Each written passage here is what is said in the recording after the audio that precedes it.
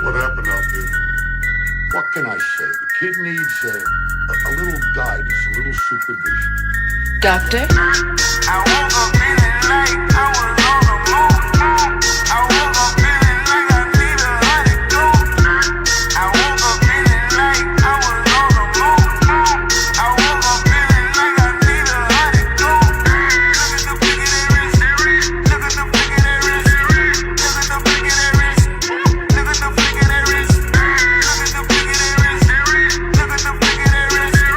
Look at the flick of that wrist. Look at the flick of that wrist. Some bitch in my sleep tryna catch me.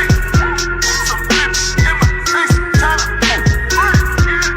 Play on it. Touchdown. I'm my own quarterback. I'm my big own.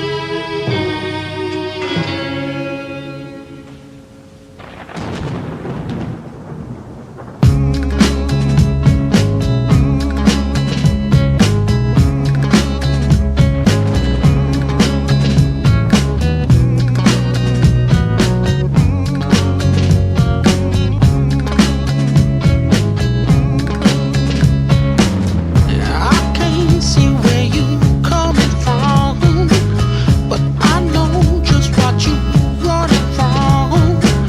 And what matters ain't the who's matters, but the ones who stop you falling from your letter when you feel like you're feeling now, and doing things just to please your crowd.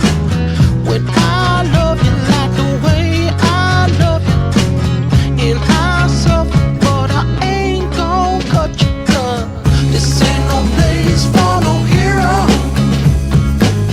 This ain't no place for no better man.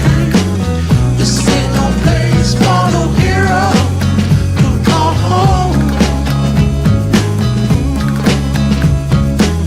This ain't no place for no hero. This ain't no place for no better man. This ain't no place for no hero.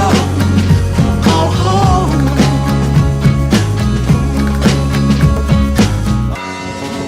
Every time I close my eyes,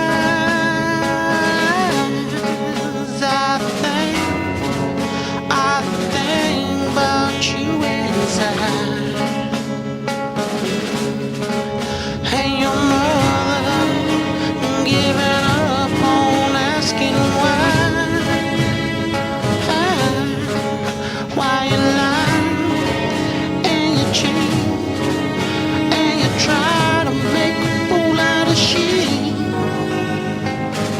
Now I can't see where you coming from, but I know just what you running from. And what matters ain't the who's matters, but the ones who stop you falling from your letter. 'Cause this ain't no place for no hero. This ain't no place for no better man. This ain't no place for no hero.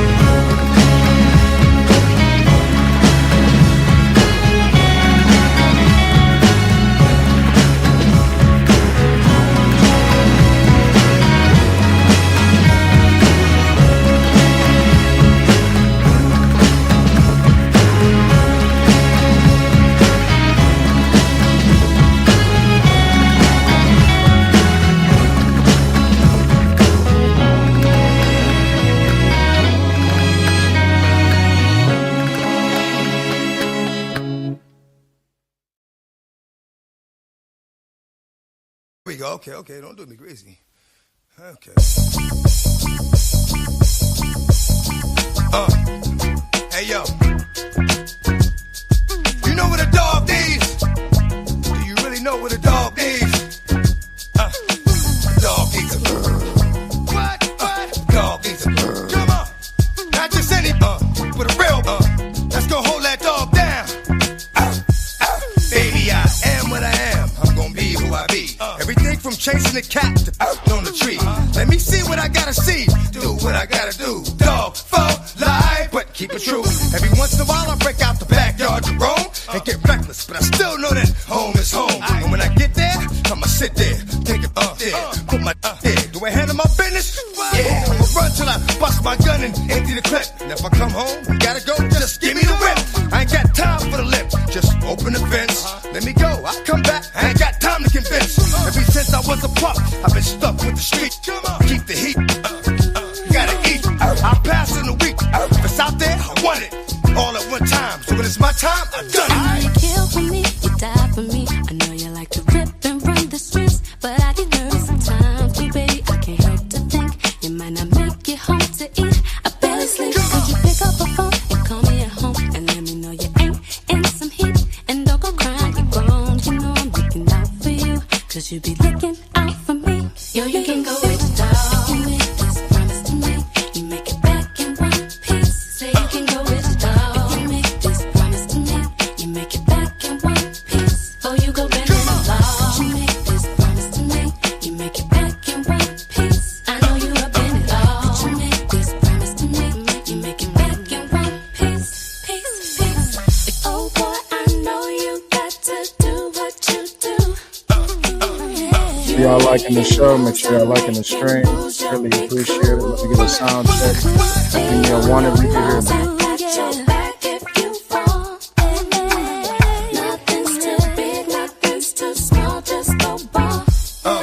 Dog tags around my neck, the streets are mine. I might leave the heat behind, in the streets I'm fine. That's why I sleep till 9, out by 10, back by 10, sleep till 9, do it again. Sound check. Let me get a one if you can hear me. If you can hear me, let me get a one in the chat. Greatly appreciate it. Love some, let it go. If it comes back to you, it's yours. If it doesn't, you'll never know. You got me, I got you. Dog with a dog, ride till we die. It's all up in the song. You make this promise to me. You make it back in one piece. Say you can go with the dog. You make this promise to me. You make it back in one piece. Oh, you go bend in the law. You make this promise to me. You make it back in one piece. I know you have been it all. You make this promise to me. You make it back in one piece.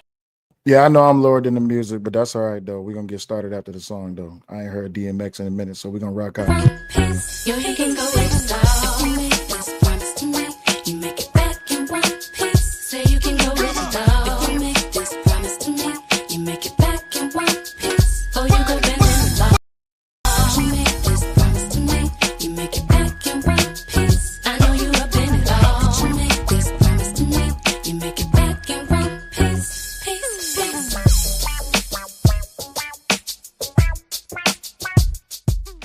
All right, we good. What's going on? Glad a few of y'all came up in this thing. It was 19 of y'all before the music started, and it's 12 of y'all after the music to edit. So that just lets me know that the real ones is here. So if you still rocking with me, make sure you drop a one in the chat. Greatly appreciate each and every last one of you. For those of y'all that's the haters, make sure you dislike the stream. Make sure you drop down in the chat, say to hell with you, fuck you, something like that. It's all right. We ain't got no problem with it. But in the meantime, between time, we're going to go ahead. We're going to rock out. We got a show for y'all tonight. Make sure that y'all support the stream by liking the show. Make sure y'all sharing it out. What up, though, Lord ADS? Big Dog Barking. What's happening, my G? Shiesty is in the building.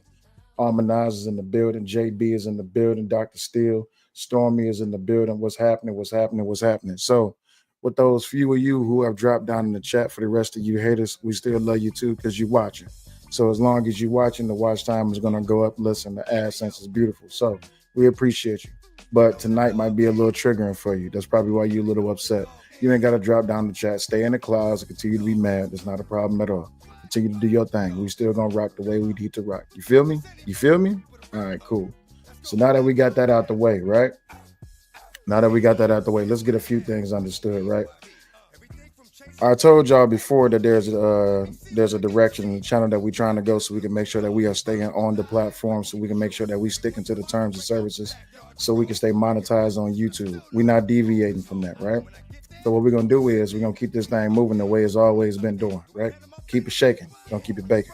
So pull your drink up, get your snacks, roll it up, light it, smoke it, do whatever it is you need to do to get comfortable, because you might be here for a while. You never know how the show gonna go.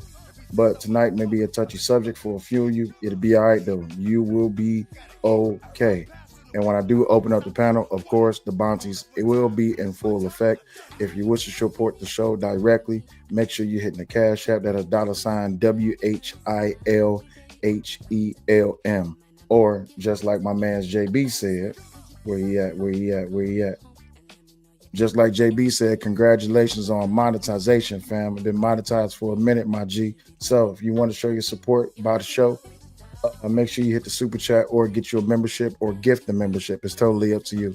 But it's quite a few of y'all up in the building. So make sure when you come in, like, share, subscribe, hit that cash app, hit that super chat. It is pinned at the top of the link, right? If you're joining from the other stream, come on over to Say Your Life Podcast. But if you are over there, make sure you subscribe. The cash app is in that comment section as well, right? What other things we need to get out the way? Oh, yeah, YouTube etiquette. It's 2025. If you subscribe, whether if you're a hater or not, make sure you liking the stream, right? Make sure you sharing it out. Sharing it out promotes growth. So let's go ahead and continue to grow. We ain't go worried about all the other shit, all the extra bullshit.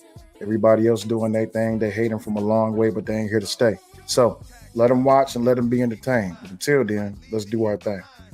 That being said, let's get to the topic of the show. Let me turn this music down just a bit. All right, cool. Like I said, when I do drop the links, we can open up the panel so we can have people join the conversation. Then make sure you follow the terms and services YouTube. Now that I got all of that out the way, how y'all doing? It is a wonderful Sunday going into Monday. I know some of y'all got, kids to get ready to school, get ready for school and all this, that, and the other. My baby's over there asleep, getting her some sound, beautiful sleep while we get ready for the early transportation in the morning. So, got things to do. But until then, Daddy got business to take care of. The show must go on. That being said, Kulu, what's going on, my G? Kulu, I see you over there rocking, G. I don't know how long you're going to be going, but if I can get a redirect, it would be greatly appreciated, my G, because you over there doing the Lord's work with that story that you're doing on that girl. You and my man's King World. I support him as well. So shout out to the both of y'all. Please make sure that y'all are sharing out the stream. For those who are either in a live or getting ready to do a live, I appreciate you, and I will always tune in for the entertainment. But show your boy some love. Redirect. Because I definitely, if I had it, I would redirect to you. But I'm trying to grow. With that being said, though, make sure y'all go subscribe my man's Kulu. Kulu, make sure you drop your channel in the... Cool, let me wrench you up, G. What we doing? What we doing? All right, Cool, get wrenched up. And Ashton, he's a supporter of the show. Wrench him up. Dr. Steele, he's a supporter of the show. Wrench him up. Is Almond wrenched up? No, Almond not wrenched up. I don't think so. Let me see if Almond is... Almond, you got to drop down in the chat so I can make sure you wrenched up, sister. But for the rest of you that's here, make sure y'all do y'all thing. We appreciate you. Now let's go ahead and let's get into the topic of the show. The dating divide and how the fake gender war keeps us apart. Man, listen. First of all, there it is. There she go. All right, so now that I got her in the chat, let me go ahead and get her wrenched up because she's a huge supporter of the show as well. There it is. All right, cool. Now that I got my people wrenched up, make sure y'all drop down in the chat. Make sure your wrenches is working, right? Big Dog Barkers in the bill. What's going on, Big Dog? I see you. I see you, Dr. Steele. Appreciate it. All right, cool. So now that we got that out the way, the dating divide and how this fake gender war at the gym, but I'm listening. Yeah, it's going to be a hot one tonight. I'm just letting you know. But I do want to give a shout out to a few people who I've been visiting for quite some time. Shout out to DJ Hemp. I've been over his panel, had some good conversations over there. I just went over to Glenn Lawrence's last night. Good conversation over there. I don't want to attribute, but I think that he's black pilled. I think he run a black pill channel but it was some damn good conversation I had over there early in the morning. So shout out to Glenn Lawrence and any Glenn Lawrence listeners that come up in the building. If y'all catch a replay, shout out to y'all because that was some damn good conversation I had over there. Kojak, one of my big renters, is in the building. What up, though, Kojak? Appreciate you, my G. Says, what up, though, Cellulite Podcast and chat. Smash that like, but yes, destroy the like button. You should be smashing that like button every time you log into one of your favorite content creators' streams. And if you're a hater, make sure that you hit the dislike button. Appreciate you for your membership for 2 months celebration, Kojak. Yeah. I can't be too loud because my baby over there asleep, but we're gonna have this conversation though. I told y'all, let me go ahead and adjust this light just a little bit. Oh shit, I just dropped something. All right, cool. There we go. That's a lot better. All right, cool. So as y'all can see, I am a reader. I like my books. I like my books. I like my books. You can't, that's only one of my bookshelves. I got 2 of them bad boys. But y'all know that I'm getting ready for this dissertation coming this Friday. So make sure you got your calendar set and make sure you got your alarm set. Double check because that's going to be like around 8 o'clock this Friday. I'm going to be going live and I'm going to be covering the dissertation that I'm doing about men taking rejection harder than women. And I'm glad that I'm doing this dissertation because it's pushing my mind into a different atmosphere when it comes to this whole gender war. Well, rather this, where Dr. Steele at, fake gender war. You see what I'm saying? Hey, appreciate you, JB. I'm gonna be here for a while, so by the time you get to work, I still might be here. So make sure you tune back in. But I've been having a few conversations though lately, and it's a few things I want to cover. So I'm gonna start here because I think that's where it really comes at, right? We're talking about the rise of divisive narratives. Now, let me just tell y'all something. I'm not holding back on nobody tonight, so I don't want nobody to feel offended or take any type of slight at what it is that I'm about to say. But I'm just going to say it how it is and the way I feel. And you know what? Shout out to the OG Angry Man. He's really been an inspiration to this whole entire thing about, not going your own way, but sticking true to yourself. And if they like it, they like it. If they don't, they don't. But to hell with them if they don't. I'm going to still put my message out there for my real listeners, right? At the end of the day, y'all niggas is something separate. Y'all niggas is something else, man. I'm going to just be honest with you. Now, I got something to say about the women too, but I'm going to just stick on the dudes for a second, right? Y'all niggas is something serious, bro. Like, it's a real, as I'm sitting here and I'm doing all this research when it comes to the dating marketplace and men and percentages and mental health escapades and all these, that, and the other theorems and the grievances and all this, that, and the other. I really got to look at the brothers for a second. I got to say, bro, listen, I don't know what delusions that y'all are living up under, but y'all need to really do y'all need to do a serious check-in, right? Because it can't just be all the women. One of the things that my brother says is that when it's a common problem and it's always common to you, maybe you need to do a self-check and make sure it's not you. Because if you are the problem and you're not doing anything about yourself, then that's the problem right there. Kills, what's up though, my G? Says salute and raw, sell and raw, salute. Appreciate you, my G. But I had a conversation earlier today, man, that really just, it got up under my skin and it rubbed me the wrong way, right? The conversation consisted around reciprocity, or rather expectations within a relationship. And I'm not here to throw nobody up under the bus and say no names, but I'm just going to speak about the premise of the conversation. It was the stupidest shit I ever heard. And I tried to wrap my head around it, but it wasn't really going nowhere, right? The reason it wasn't going nowhere is because you wasn't really trying to find a conclusion to your problem. You was more so just vent. Kojak says, your gender war stuff is stupid. There's no winners, only losers. I called it out in Fight Club, and let's just say, let's just saw a certain female got very disrespectful. Listen, I can only assume that a certain female got very disrespectful. But the truth of the matter is, everybody get disrespectful. You know why? Because everybody's emotions is too tied into this damn gender war. Y'all niggas want to sit back and bitch, moan, and complain and worried about why the women this or why the women that, or it's not a 1-to-1 ratio of me providing for her. What's the guarantee that I'm going to get something back? Y'all take a risk on every fucking thing that y'all do. Y'all take a risk on the cars that you buy. You take a risk on the outfits that you wear. You take a risk on the job that you work. You take a risk interacting with your family, interacting with your friends. Hell, you take a risk every time you go outside. So what's making you so uncomfortable of taking a risk in a woman? But then again, y'all don't like that type of talk because the truth of the matter is y'all willing to stick your dick on whatever is wet, juicy, and warm. And let's not get it twisted. Some of you dudes is in the closet. And that's the way I truly feel about it. That some of y'all dudes, y'all complaints about women. And listen, if you subscribe to me, if you a content creator yourself and you don't like what I'm saying, unsubscribe. It ain't gonna kill you. It ain't gonna hurt you. It's not gonna affect me none, right? The truth of the matter is, though, most of you dudes, y'all represent yourselves as kings, but you want to be treated as queens. It's like you in competition with the women. And it really makes me question how it is that I listen to some of y'all, right?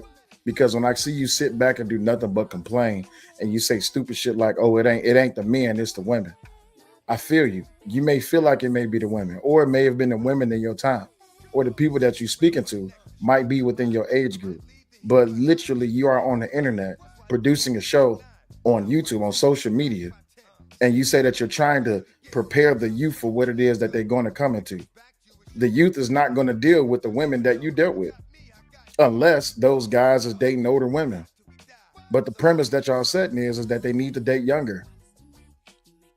The contradictions in it is crazy, and the delusions that y'all live by and the narratives that y'all push is based in the stigma of a bias.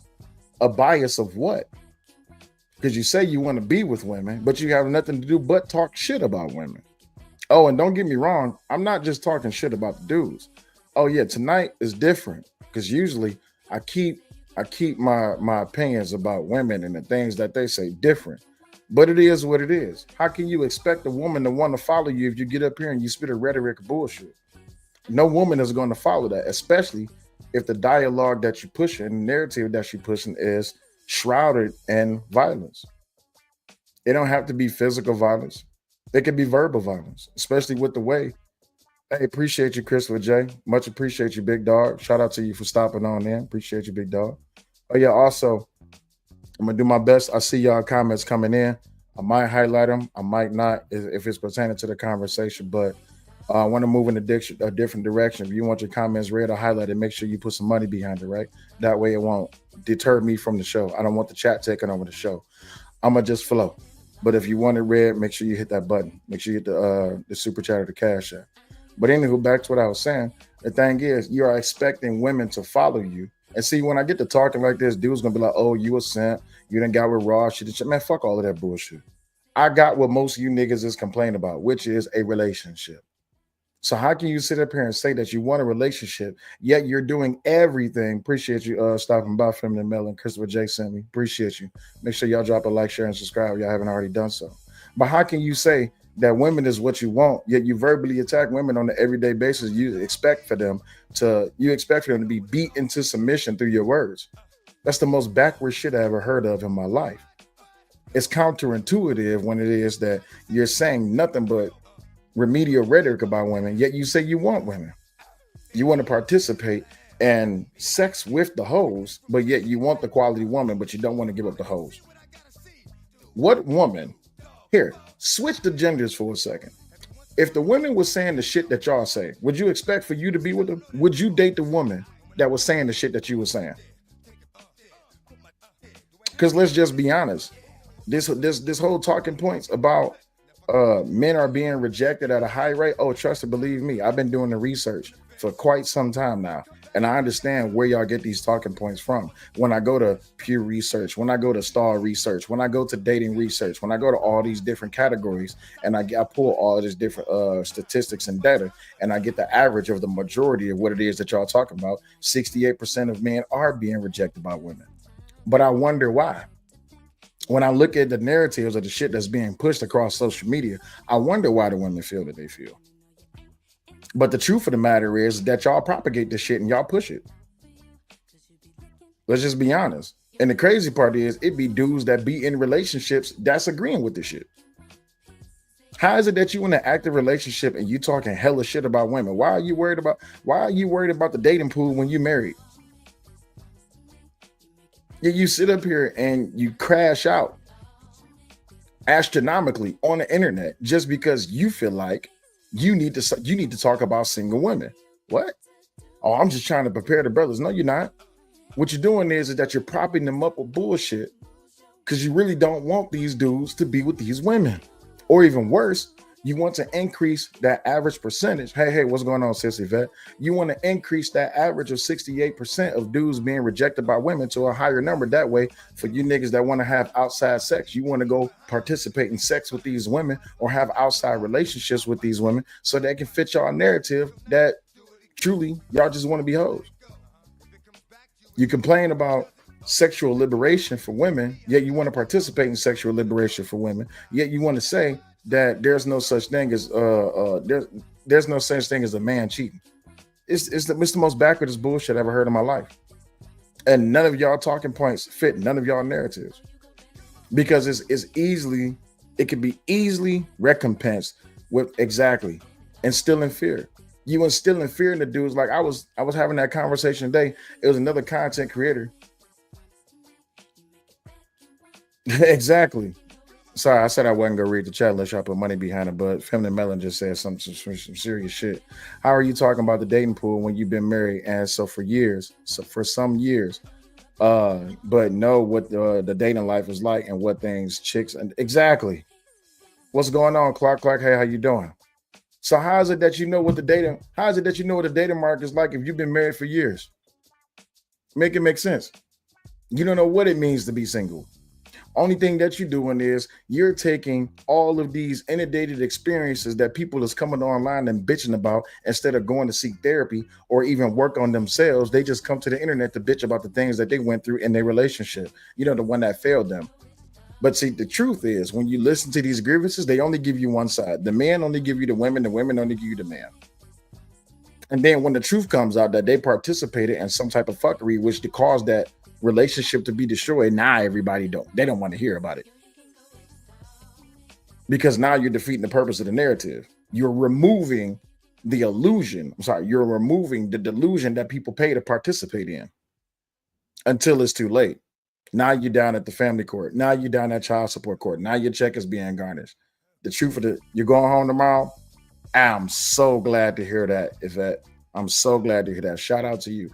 Please let me know that you made it home safe and sound.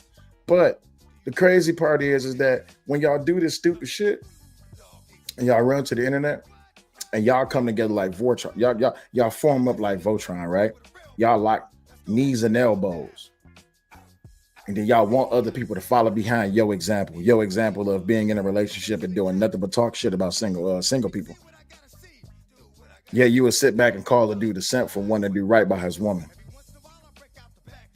You would say that, a man don't have the opportunity to say no because if we say no too much, then we may get broken up with. Well, I'm gonna just let you know right now. No is a powerful weapon, but you have to know when and how to use it. You can't be an asshole with no. You can be a leader with no. I'm also tired of hearing this whole thing about submission. Stop it. If you have to demand, work for, ask, or request submission out of a woman or out of a man, you with the wrong person. Because your job don't have to ask you for submission. Your ass make sure that you show up on time to punch that clock so you can get that check. Your business doesn't ask you for submission. Your customers is the ones that's making you produce. Hey, baby, what's going on? She says, I like no. No sets the standard. But the truth of the matter is, you complain about this unreal expectation that, I as a man, I can't ask my woman to be a part. Well, it's unfair because women have a laundry list of things that they can ask for, but men don't have shit that they can ask for. Well, let me just go ahead and tackle that for a situation. If you're saying that the women have a laundry list of things that they can ask for and the men don't, so you're comparing the two. What is it that you niggas want? What niggas don't have? What up, Smitty? Niggas don't have a chance or opportunity to ask for anything. Okay, so then what is it that you want?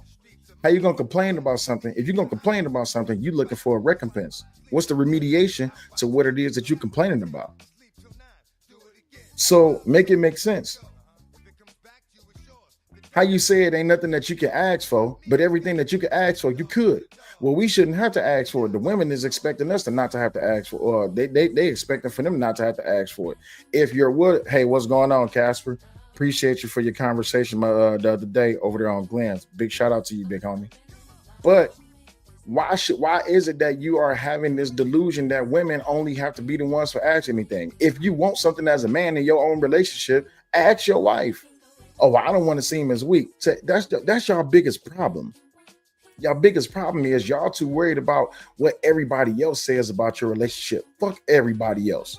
If you didn't bring your relationship into the public, people wouldn't have comments on your goddamn relationship. The truth of the matter is you too worried about seeing us being as seen weak by other men. To hell with other men. Because if your homeboys is not fucking your wife, why do you care about what they care about your relationship? That's your relationship. So why are you sitting back complaining to the single women, or you're even complaining to women in relationships about your relationship? Don't you know that's the first way to get fucked over? Anytime that a man or woman comes up and complain about aspects of their relationship to a single person, you're opening the door for that person to work themselves into your life. If you going out here saying, oh, well, my wife don't give me sex, let the wrong chick hear that. It's over. If a woman is going out here talking about, oh, my husband don't give me sex, let the wrong nigga hear that. It's over. You're not consolidated within your relationship. So this fake ass gender war is doing nobody no good when all y'all do, exactly, worried about other people's perspectives.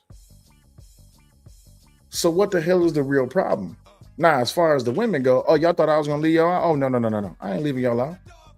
The truth of the matter is, I'm sick of y'all ass coming to the goddamn internet and complaining about the shit as well. Because when y'all come to the internet, y'all come with nothing but inundated motherfucking experiences from other women. Or y'all come with specific one. I'm not gonna say which content creators' names, but y'all coming out, y'all are regurgitating everything that they talk about when it comes to these niggas. So y'all are actively seeking relationships from the men that you hear about that you don't like, just so that you can push further the narrative about relationships that you don't want to participate in. Make it make sense, man. How can you ever assume to progress in your life if all you do is complain? What men don't and what women can't. How the hell are you ever going to find a successful? Who wants to be with you? Because now I have to question not only your merit, not only the merits of who you are, but also the message that you push. Because the message that you push is shrouded within toxicity. And that toxicity is doing nobody no good. So what we doing?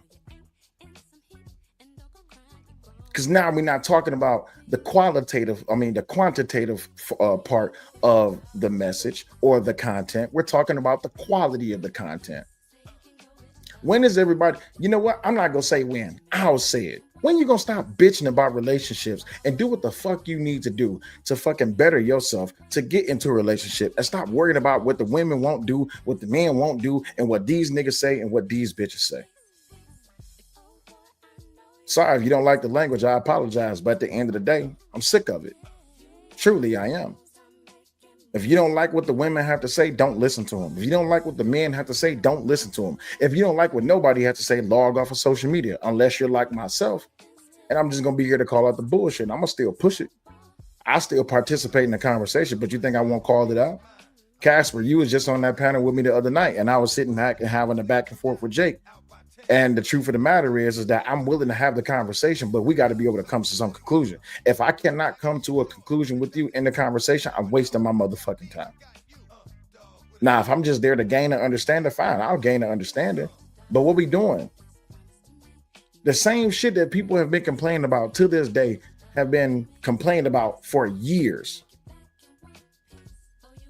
So if motherfuckers been complaining about the same shit for years, what the fuck is new? Kasim, what's up, my G? Exactly. We are on the perpetual hamster wheel. Nobody wants to heal, because the truth is no one truly wants conclusions. They just want more examples to push the narratives of their talking points. Women ain't the problem. Men ain't the problem. Y'all is the problem. So now that you can acknowledge, or if you're going to get to the point where you can acknowledge that y'all are the problem, what the hell are you going to do? because nobody's really putting in the work. Y'all are adding weight to the talking points that are based in delusion just so you could push a narrative because you want more people to be hurt about the shit that you are upset about. And that goes for men and women. For women to get up here and say, oh, ain't no such thing as a good man. So why you keep fucking the ain't shit niggas? If ain't no such thing as a good man, why the hell you keep on popping out with these babies?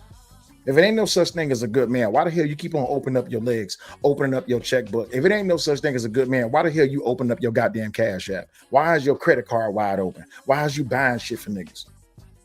You should be focusing on building up yourself. Deshaun, what's going on? You should be focused on building up yourself. And for a dude to get out here and say, oh, well, women shouldn't be allowed to work. Excuse you? What's going on, Shiesty? For a dude to get out here and say women shouldn't be allowed to work, you sound stupid. Or better yet, here, let me go ahead and push back against your rhetoric, right? Your rhetoric is that you don't want women to work because they should be solely dependent upon the man, but most of you niggas ain't shit. Most of you niggas can't even hold down the job. Most of you niggas can't even get a job. You don't even know how to get a job. You don't even know how to fill out an application. What does most of you niggas' resume look like? Is your resume fast food restaurants, temporary jobs, and 1 year long stints at a motherfucking bullshit job that your ass didn't even want to be at? Nothing making sense. So why for should a woman fuck you? Or better yet, why for should a man fuck you? Y'all talk about standards in this 666 shit. Fuck the 6 shit. The 6 shit ain't got nothing to do with what it is that you could potentially add to my life or I could add to your life when it comes to this potential long-term relationship. But we so quick to want to drop dick off, or we want to open up the legs to allow dick in, that at the end of the day, y'all not truly trying to get anything. Y'all just trying to increase your body count without telling nobody. You're trying to have a perpendicular lifestyle running congruent with the talking points, but you don't want to be judged for them. That makes no fucking sense. Especially while I'm looking at the data, especially when I'm doing the research, while I'm doing the study. And a lot of people say, oh, well, Will, you don't know what you're talking about. You're not doing the study. You're not doing the data. Are you sure about that? Because instead of what most people do is just sit back and go live stream, I sit back and I do research. I actually compile the motherfucking data and I actually put this shit together. So you can't tell me what it is that I don't know what the fuck I'm talking about. Especially when I'm pulling this shit from as early as fucking 2024. This is why I say none of y'all truly want to have any type of motherfucking conclusion. Fuck the Kevin Samuels. Fuck with the manospheres and the sisterhoods and all this, that, and the other.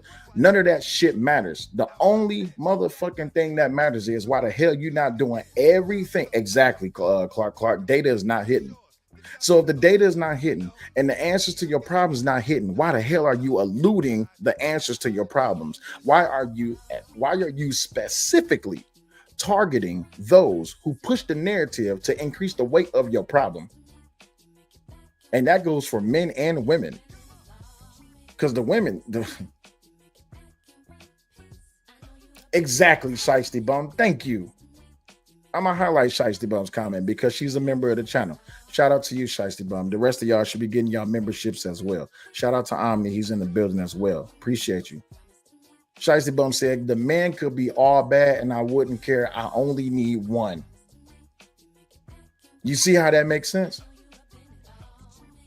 It makes so much sense. To hell with what the rest of these niggas talking about. You only need one. And even for the brothers, to hell with what the rest of these women talking about. I only need the one. So what we doing? Because it seems like to me, everybody's just complaining. When you want to talk about socio-cultural, when you want to talk about socio-economical, when you talk about psychological, when you talk about mental health preparedness, when you want to talk about where it is that you is in life, when you want to talk about your financial situations, all this, that, and the other. None of that matters if you yourself are not putting in the work so that you can be a better person, not only for yourself, but also for your fucking partner. Not a help me. Get that shit out your system. That ain't going nowhere. And even more so, as I look at the data, when I see 68% of men between the ages of 16 and 25 is getting rejected by women, because women between the age of 16 and 25 is becoming a part of these feminist or misandrist movements. So why in the hell are you complaining about those women that you don't want?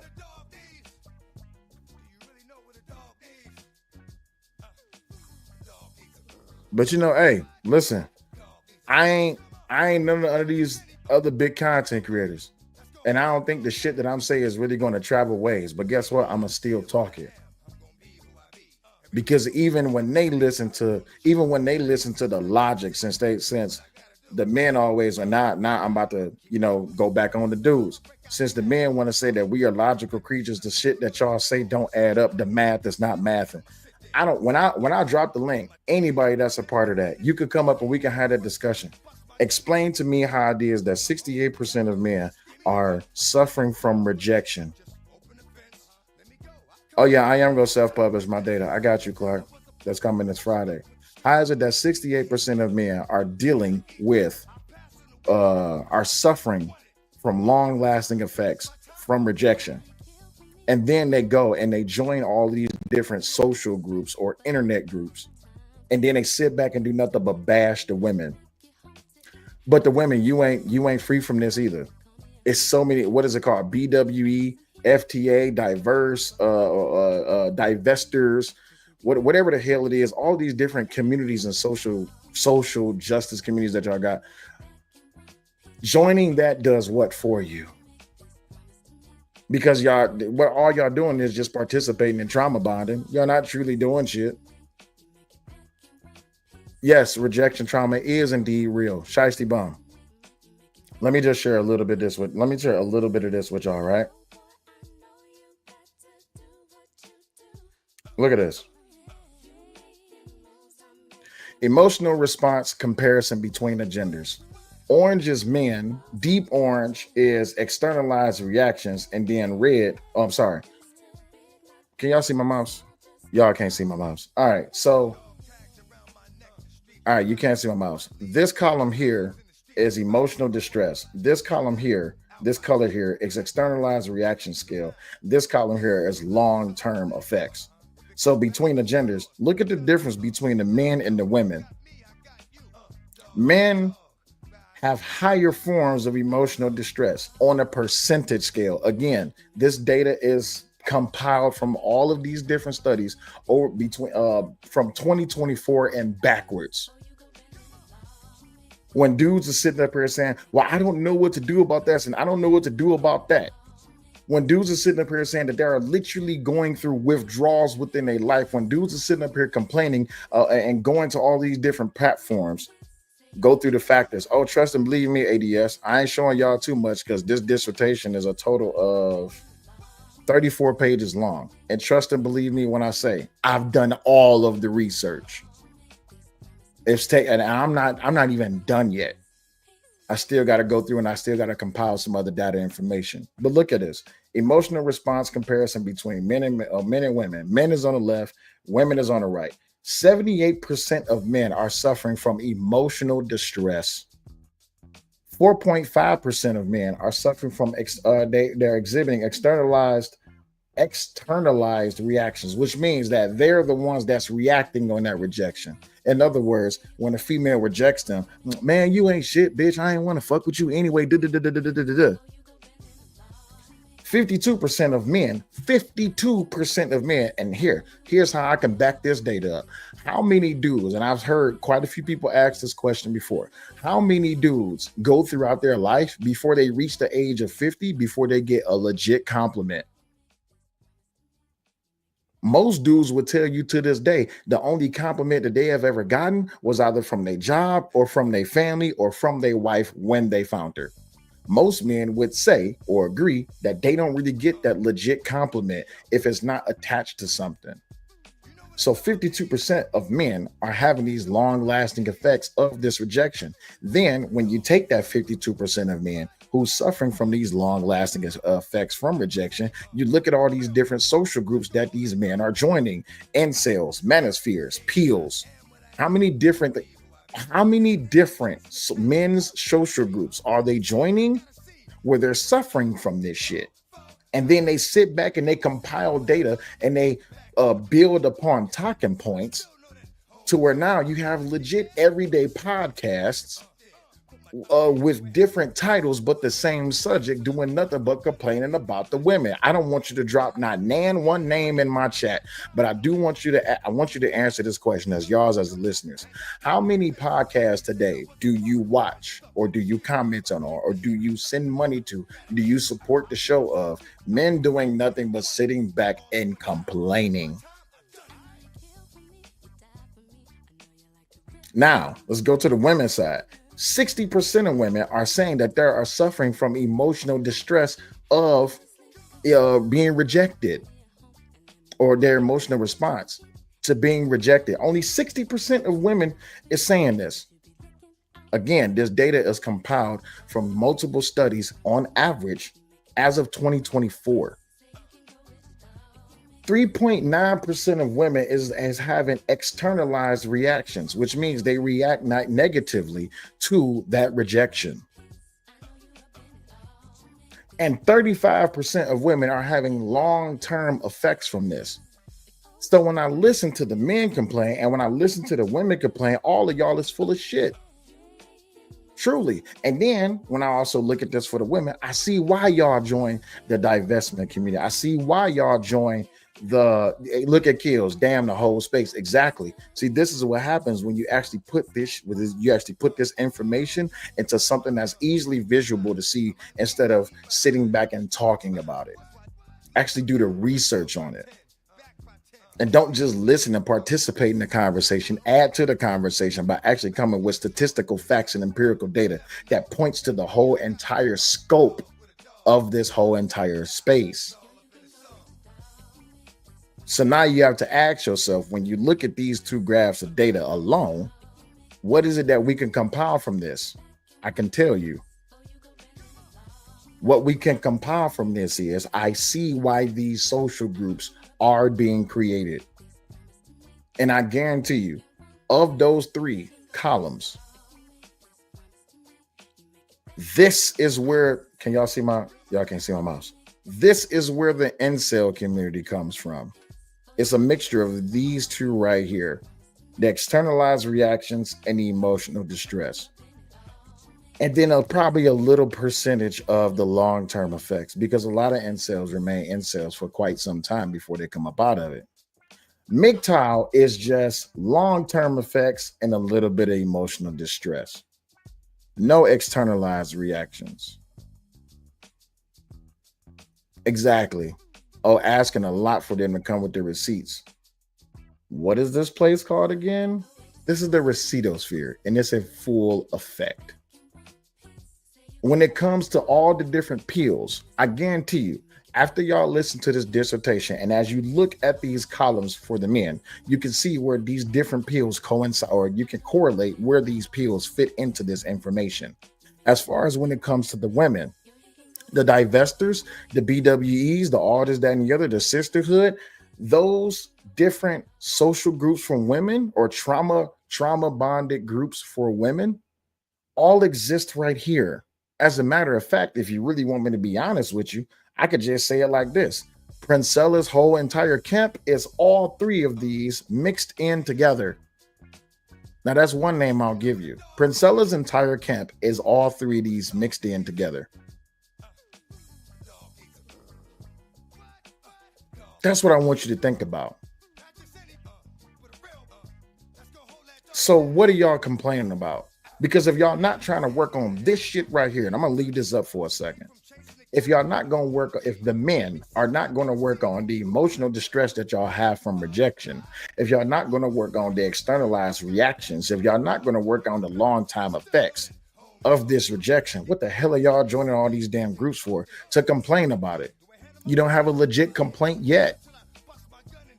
And for the women, the same goes with you. Unless you're going to work on this emotional distress that you receive from rejection, unless you're going to work on this externalized reactions that you see or receive from rejection, unless you're going to work on the long-term effects that you receive from rejection, I don't want to hear nothing. I don't want to hear no talking points. I don't want to hear no narratives. I don't want to hear no stats. I don't want to hear no bullshit. I don't want to hear nothing because you're not working on this shit. And as this moves along, as I go back in the years, of course the numbers would vary. But when I go down to societal expectations and gender roles, see, this is something that the men complain about, right?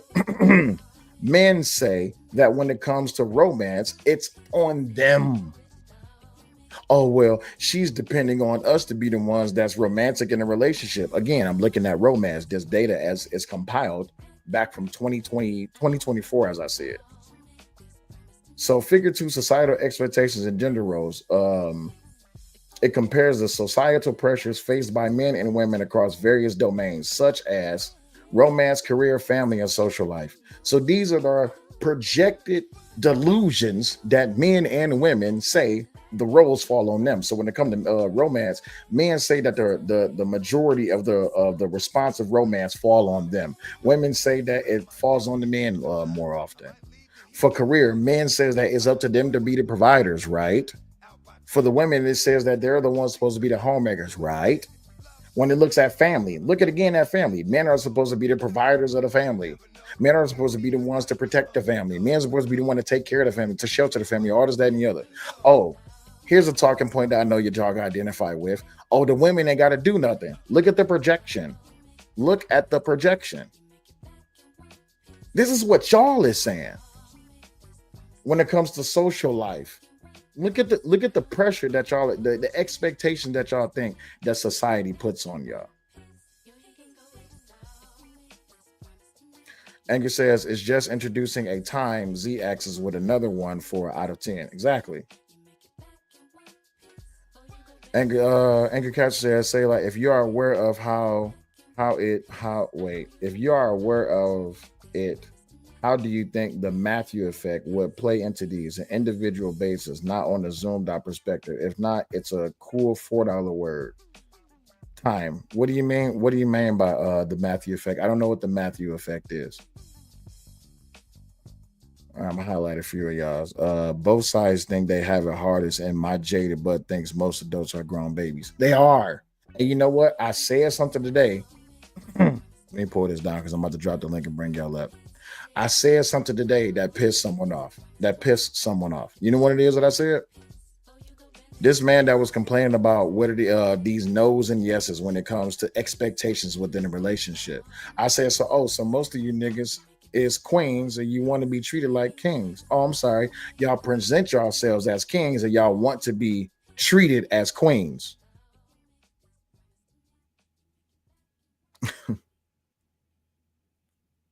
Yeah. Yes, Clark. What is the Matthew effect? Angry Caster, please be prepared to join the panel. Just make sure that. Oh, okay. Matthew effect. The kid who can read will keep. The kid who can read will keep reading better. The one who doesn't get as much reading ability as an punity. Then the rejection for the individual is going to be a trip. Hard for 255. I don't understand what you meant, but I'm more than willing to hear about it. But anywho, that's just a piece of what it is that I'm talking about when I'm talking about the rise of divisive narratives. Then we get to the double standards and dating expectations, which that's attributed to this graph. The double standards. Men are supposed to do this. Men are expected to do this. Women are expected to do that. How is it that you complain about the things that you expect to do? In other words, when I'm hearing the women complain about it is y'all don't want to do your job as women, but yet you want to be treated as a woman. You don't want to do your job as a mother, but you want to be treated as a mother. You don't want to do your job as a wife, but you want to be treated as a wife. And no, trust and believe me, this is not about just the women. You don't want to do your job as a man, a husband, a father, but you want to be treated as a man, a husband, and a father. I'm sorry, no, I said that backwards. The women want to be treated better, and the men want to be treated like the women, but just better than the women. Get the fuck out of here, man. Y'all niggas got this shit backwards. None of this shit makes any sense when we're talking about the double standards, and there's no double standards in dating.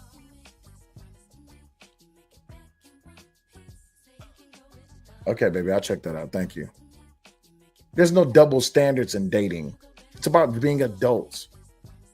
Yes, you will have to compromise. You may have to make provision. And even more so, it might be transactional or some trade-off. Exact.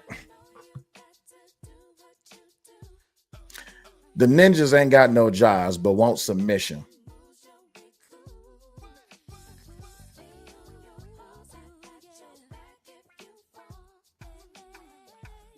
So what double standards? Thank you, baby. She says the term comes from the New Testament book of Matthew 25:29. Please, somebody put Matthew 25:29 in the comment section. Baby, I greatly appreciate that. So what double standards are there in dating expectations? I guess I need to talk about that. I guess. No, I don't need to talk about that. I'll just give you this, right? When it comes down to it, those double standards is the implicit and explicit standards of norms that society imposes on individuals, especially in relation to their gender, social roles, and behaviors. Societal expectations regarding masculinity and emotional expressions are key factors influencing how men experience and cope with rejection. And that also goes for women as well. The Matthew effect refers to a pattern in which those who begin with advantage accumulate more advantage over time, and those who begin with disadvantage become more disadvantaged over time. Well, the truth of the matter is, I can tell you this much. I appreciate both of y'all put the same comment in there. I can tell you this much over time. Those who are at a disadvantage has the advantage of getting better, and those who have the advantage has a disadvantage of getting worse. So that Matthew effect, sorry to tell you, the truth of the matter is everyone has the probability to get better and get worse. The truth of the matter is, what are you doing to do so? Shout out to Almanai. She said, you have said it all. Folks want the respect and grace without doing the work. That is the case on both sides. Men should know better and women do. Men should know better and women do better. Ed Unchained is in the building. What's going on? Ed says, I wouldn't have any expectations of women except for them to do whatever they feel like doing. Understood. But the truth of the matter is, though, when I listen to these talking points, they want the women to treat them as women, but better. They want to be as sexually liberal as sexual. They want to have as much sexual freedom as the woman is presumed to have. They want to be lazy like the women. They don't want to do anything like the woman. They want to switch the roles and they want to call themselves house husbands because they're offering up the probability of switching the roles so they can sit at home and do nothing. Yet y'all complain and say that the women shouldn't work. Make it make sense. So where's the double standards in that?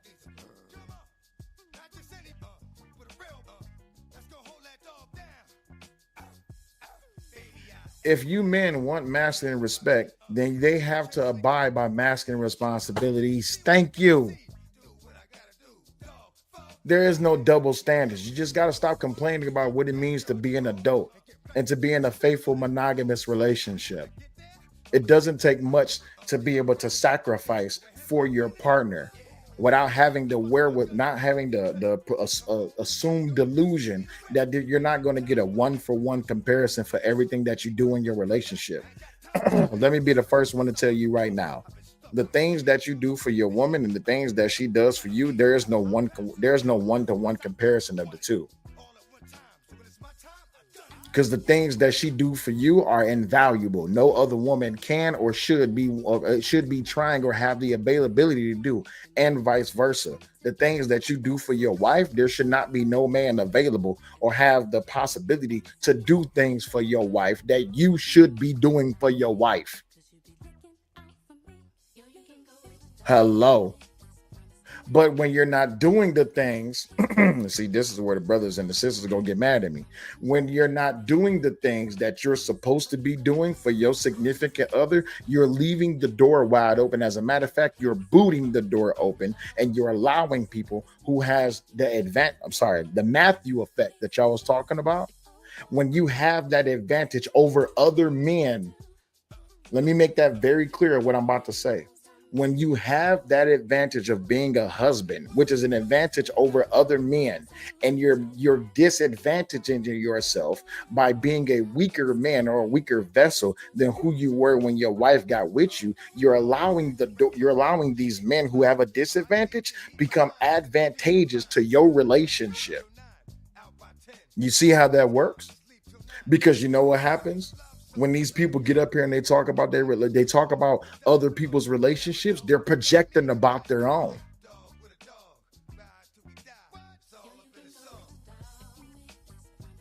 Also, don't let Almanize be the only one to support the show. Make sure y'all get a super chat of y'all on. Make sure y'all hit the Crash app. Greatly appreciate y'all.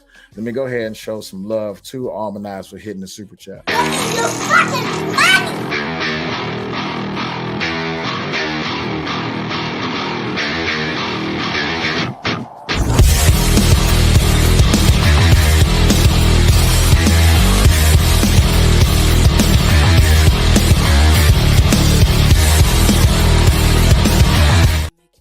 Appreciate you, Almanize, for hitting the super chat. Greatly appreciate you. Don't listen.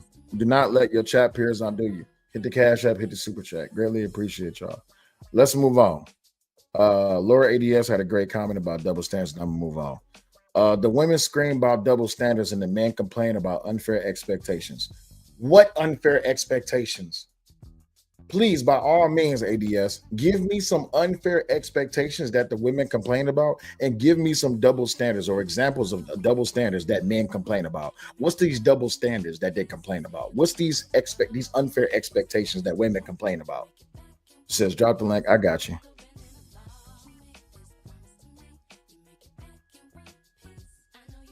Let me get through my next section. Then, matter of fact, yeah, I can go ahead and drop the link. I can go ahead and do that.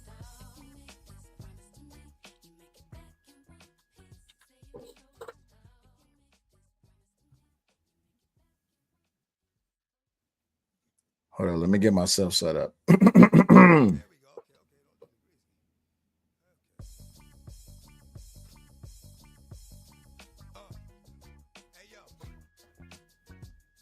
ADS, I see you. Give me 1 second. Let me get set up.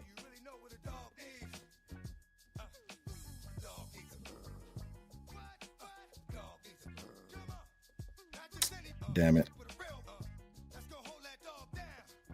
All right. ADS, you there? Yeah, what up, Willie Will? What's going on, my G? You all good? Man, I'm straight. Yeah, okay, cool. Watch this game. Appreciate game is good though. Yeah, I know it is. All right, so what's these double standards and these dating expectations that men and women complain about? Now, you can debunk me, but this is just from my anecdotal experience, right? From what I've seen in the streets personally, right, and in these spaces, right? A lot of the double standard women complain about is what men can do and get away with, right? Like men can mess with multiple women and not be shamed for it. Men can get fat, not get shamed for it. You know, right? Stuff like that. It's really minuscule stuff. You know what I'm saying? But it's a major thing to a lot of women. You know, on the other side, the expectations, too many men are saying, I got to make $100,000 a year to get a date. You know what I'm saying? I got to put $50,000 up front, you know what I'm saying, for a kiss. I think both sides have gone too extreme with this. You know, right? With this crazy. Yeah, I got you. I'm listening. Yeah, and at the end of the day, only thing that allows is your opposition to move in, as you have seen. You know, right? The people who say you don't want your communities coming from other communities, and now you got to deal with them too. But here's the thing, though. Go ahead, finish it. Then let me know when you're done. No, go ahead. I just want to do a short part of that. No, you're good. So those double standards and those expectations they're based in delusion, right? And I'm gonna tell you why. You can't say that there has to be a guarantee that there has to be a standard of a man making $100,000 a year if women is out here choosing men who make less. And there's dudes out here who actually make less than $100,000 a year, and they're the ones making the complaints because they're not getting chosen by the women that they want to get chosen by because they're part of that 68% that's getting rejection by the women, right? Exactly. Now that adds up. And no one's even talking about, to this day, 32% of the men ain't been laid since pandemic. 32. I'm sorry, say it again. I think it's 32% of the men ain't been laid since pandemic. That's factored into that 68%. But here's the thing, though. The guys who are not getting laid, they're participating in sex in other ways, right? So just because they're not actually having physical sex with their women, they are still experiencing some type of connection with the woman, even if they're paying for it, right? Now, if you're paying for it, that counts as sex. Now, if you're talking about virtual sex, that ain't sex. That is just weird. Of course, but here's the thing. You know why those dudes Prime, what's going on? Prime, you say you never got my message. Prime, I think I sent you the right one on Instagram. As a matter of fact, here, Prime, let me get my Instagram link and I'll just drop it directly in the chat. That way you can just message me on there because I could have swore I messaged you.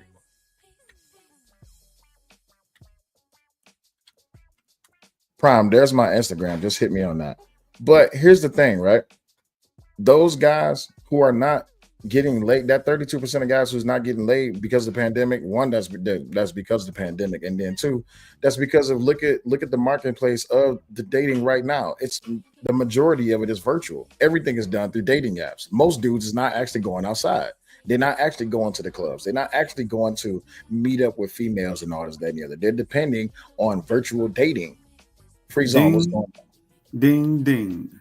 So when dudes is afraid, and again, I pull back up my dissertation, when dudes is afraid of going through these, the anxiety of meeting a woman, you look how it is that they're having these negative reactions to these to this rejection. You're talking about 4.5% of men are literally having externalized reactions to getting rejected. Why is that? Because they don't have enough practice of just accepting the rejection by the women and moving on. Most dudes can't, because you know why? The 52% of men who are having these long-lasting effects of rejection won't approach another woman. Can I make a confession? Say like, sure, go ahead. You won't see me no different. Go ahead. I got rejected twice today. You did? I tried to, man, I ain't feel nothing. It is what it is. No, I just move on, go to the next shit. You know, one by an Indian chick, one by an Asian chick, right? Which is hard fishing anyway, but I still tried the same. They was beautiful women, and they were saying looking at me, not looking back. So why not say something? I ain't afraid to say hi. I ain't shy like that, nor timid. But it is what it is, though, on that end, right? Now, to me, a lot of this stress comes from this trauma bonding too, that these dudes is doing on these panels, right? And these women are doing on these panels. Yeah. So whenever they get told no, saying they feel as if it's on the internet and everybody gonna find out and they gonna get exposed, right? They scared of what everybody else gonna think instead of saying what the broad thought and then move on, right? First of all, why are you trying to hit on a woman on the panel? You can go out in real life and just do it in the real world. Yeah, and that too, right? But in real life, I literally see every day. I mean, tons of women like at different places, right? That I live in Atlanta, so I run into women all the time, right? And I see a lot of brothers in these groups, right? These little cliques of groups they be in nowadays, which is a little weird to me. I like my boys, they cool, but man, we gotta get some space. I need some separation here, right? I need to breathe just a little bit. But the truth of the matter is, though, those guys that's getting rejected, are they having negative reactions to it? Is they the dudes like, man, well, fuck that bitch, fuck you, holding on, and I ain't want your ass anyway. Is they reacting like that? I've seen it both ways. Nuclear meltdown. Nuclear. Okay. So why is that, right? Why is that? Because they're depending on these social groups, or they're depending on these talking points to add adjacency to what it is that they feeling, instead of just understanding that in natural life, 8 out of 10 women is going to reject you, and that's life. Deal with it. It's not that the women is bad, it's something about you. So then, and I will argue, well, me and Angry Man went back and forth about this before. Angry Man says, well, it's not us, the men. We are the ones that have put in the work to get better. It's the women. Well, I argue against that, because if the women that you're chasing after is still saying that you're not enough, then one, move on from those women, go chase other women, and two, continue to better yourself. Stop putting the blame on the women. That's where me and him differ at. But I understand the premise that he's coming from when he says it's the women, especially when I look at this graph and I look at this data and I see that 68% of men is being rejected by women. I get your premise. But why? What type of women are you chasing after? You want the quality women to act like hoes, but still you want to treat her as a wife, but you want to have outside sex. That doesn't make sense. That's defeating the purpose of even marrying her or even pursuing her for a relationship. Now, as men, we all know the honest truth. What you feel like you want to do and what you should do are two different things for a lot of these dudes. And let's talk about a bigger issue. Let's sum it up some, in my opinion, right? I got a few things to say. Sure, go ahead. You know, too many of us as general, especially as black people, we suffer from distrust and mistrust towards each other, right? And then we constantly in survival mode, which is a bad mix. So everything is scarce, moving, and fast, right? No one has time to sit down, know nobody, because everybody wants it right now because they're afraid tomorrow it's going to be over with anyway, for whatever reason. Thus, you know what I'm saying? You got a culture here, right, of people who are afraid of each other and treat each other, you know what I'm saying, as threats. That's not sustainable long term if we plan on growing this culture or growing these people out, right? What you doing over there? Uh-oh. So I'm switching my mic. Okay. Uh-oh. Oh, no, you good. I'm switching my mic because my ears is getting hot. That damn video. But go ahead. I'm listening to what you're saying. So yeah, you have that combination of factors there, right? With the high expectations from one side, right? And the, you know what I'm saying? I mean, not even, to tell you the truth, those expectations only apply to dudes they don't want. If they want you, it don't take much.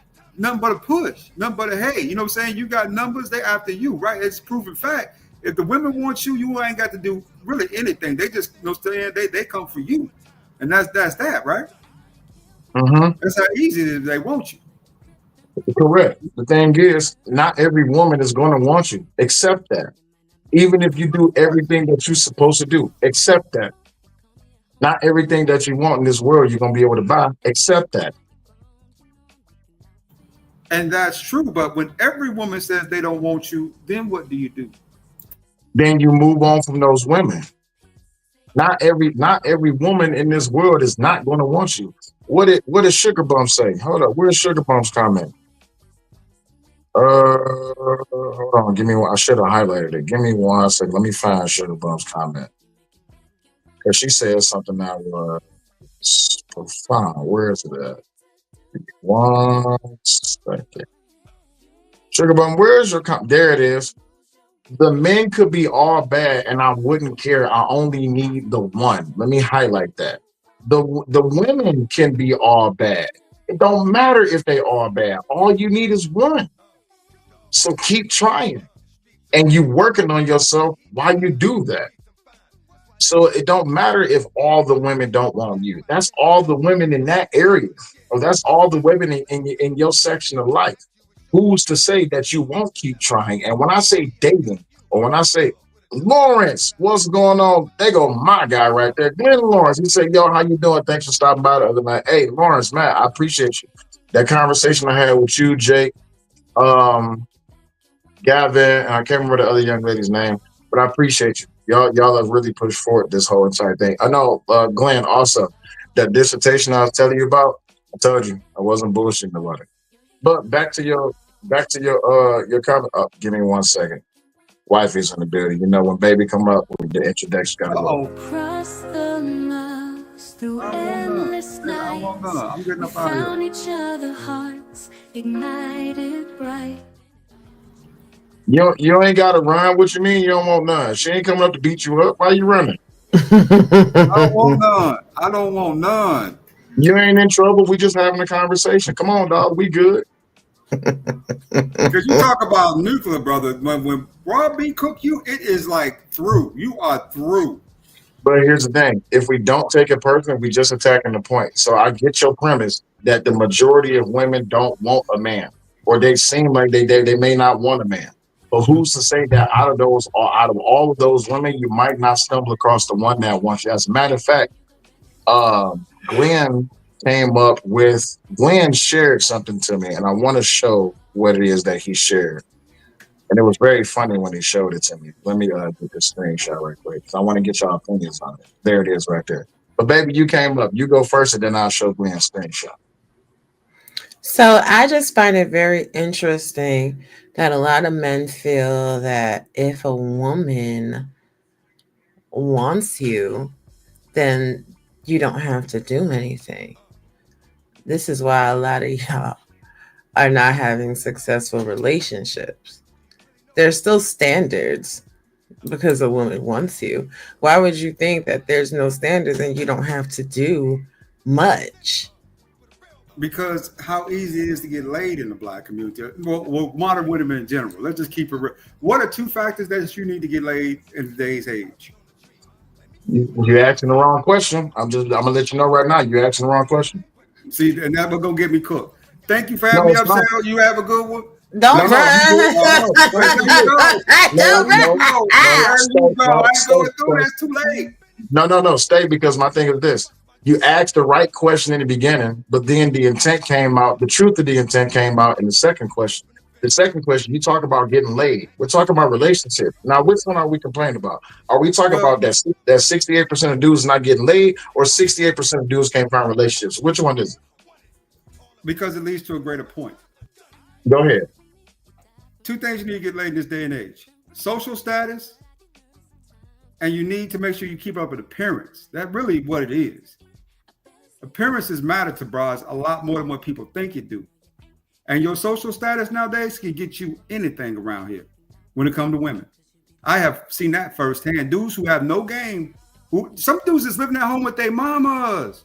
They ain't plan, they don't even plan on moving out. They ain't got no reason to. And these women are still going. So this is the thing, right? You sit there and you say social status and money gets you anything you want, right? And it's not just you; it's also Not men. money, not money. Social status and presentation, and for the most part. Right. So social status and presentation is usually contingent upon money, right? But at the same time, y'all will also say, well, the Pookies and the Ray Rays are getting all the women.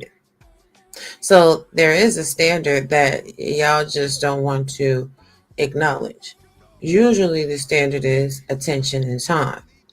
Now, y'all want to create the stigma that it should be all about a man's money, but a man's money is not as important to women as it is to y'all. So this is another dynamic in the conversation that nobody wants to talk about. The focal point is different for each gender. Because no matter how much money that you have, I mean, we just saw a video the other day with the husband and the wife that were talking, and the wife was like, you have a goal, but that goal can be pushed out so that I still have time with you. See, time is what matters to women. But because men that don't have money don't have the conversation or the acumen to pull a woman, and men with money don't have the conversation or the acumen to pull a woman, they just try to come up with a way to make their shortcomings the problem of the woman. Just like a lot of No, these you can't get women. away with that, Ron. You're not getting away with that because what you're doing is putting this back on men, and it's really both genders doing this. So if I be wasn't fair. finished. If you didn't cut me off, then you would have heard me with what I was about to say about the women. Now, if I was a man that was up here talking, you would have just waited until I was completing my point. But back to what I was saying. When it comes down to the women, there are women that don't know how to get or maintain a man with and without money. And they come to social media and they complain and they blame it on looks. But while a lot of men say that they want the lookers, they don't give a crap about that because we look at the women that they're actually sleeping with, the women that they actually have children with. They're not supermodels.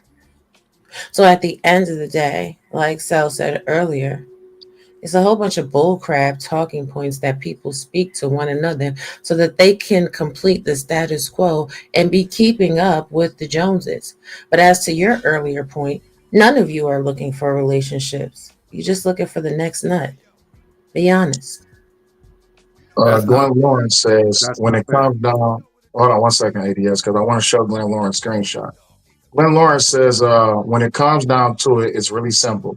Women want the man that all other women want to be with. Men want to be the guy that all the other women want to get with. And argue with that. What? You need me to explain it? Here, I'll explain it. So No, men, I understand what he's saying. I simply don't agree. in what way? Please elaborate.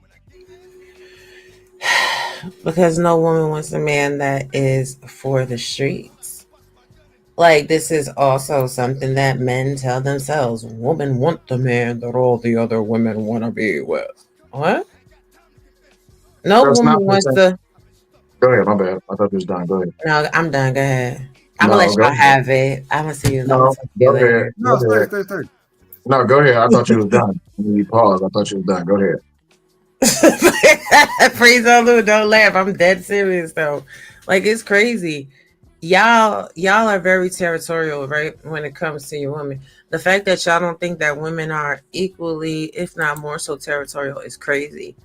A man that every woman wants, because most men don't have self-control, the man will sleep with all the women that want him. Mhm. No That's woman not wants fair. that, but it's true. No, Hold on. no. Let her finish. Let her finish. Okay. So ADS, you go first. Then well, let me read Glenn's comment. He says, you're implying that the man is for the streets, that you putting a stigma on that. Why does the man that every woman wants to get with have to be for the streets? That was the question I was about to ask. Because when I go back to this comment, when it says, women want the man that all other women want. So, baby, you got me, right? And you have me, and you know that is to be true. There's a plethora of women that want me, and you know I'm not for the streets. But at the same time, I'm with you. I know where I am. So they may want me, but I got you and you got me. So that's not me being for the streets. That's just them wanting me. And then men want to be the guy that all of the women want to get with. So a lot of dudes will look at me and say, well, damn, he landed raw. I want to be like him. You see what I'm saying? But this is the thing, right? Sure. Let's let's not make it anecdotal. I hate when Okay. people make things anecdotal. Most people that are in relationships with people that everyone else wants, do they or do they not cheat? Yes. Based on certificate of Okay. abuse. Mhm. So that's the point. No Okay. woman wants a man that everyone wants, because the majority of men do not have self control and discipline. Conversely, the majority of women as well. If everybody wants to be with your women, most women won't be a faithful woman. And this is when we get the talking points in the gender role, because what we really have is a whole bunch of people upset and emotionally traumatized because they've been cheated on. hmm This, yeah, I get you, but this is where that stigma falls in his face, because not every man or every woman is for the streets. Though they have the probability to cheat, and though there's an affirmation that they can cheat, whether or not they have the intent to cheat is what breaks the camel's back. So a lot of women may want to be with me, but that don't necessarily mean that I'm going to allow them to be with me because I know where home is. You see what I'm saying? Now, But that is an anecdotal. Hold on, that is an anecdotal situation. I get you, but based on the data, I understand the point that you're coming from. And this is the problem when it comes to these double standards and these societal expectations. The delusion is that everyone will want to sleep with you. The truth of the matter is that some people will partake in that. The real golden light of it all is you don't have to, because all the sex that you can get from all the other women you can get from your wife, and the same thing works vice versa. All the nasty sex you can get from your all these other men you can get from your husband.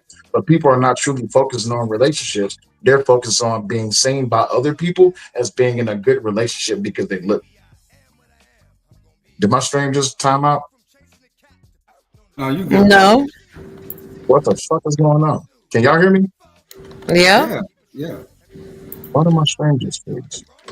Let me get a chat in the one. If y'all can hear me, give me a chat in the one.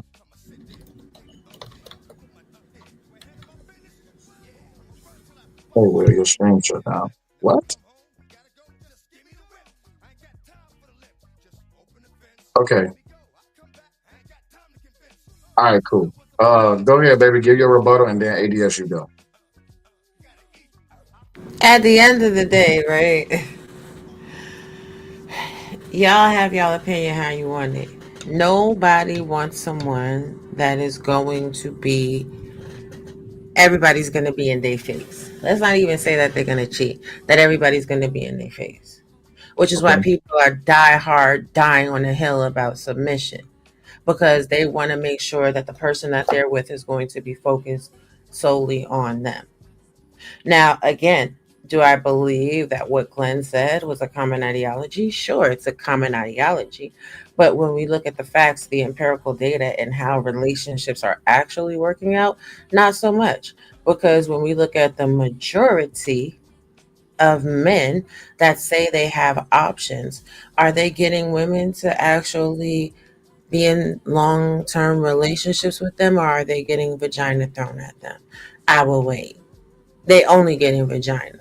They ain't getting no long term relationships.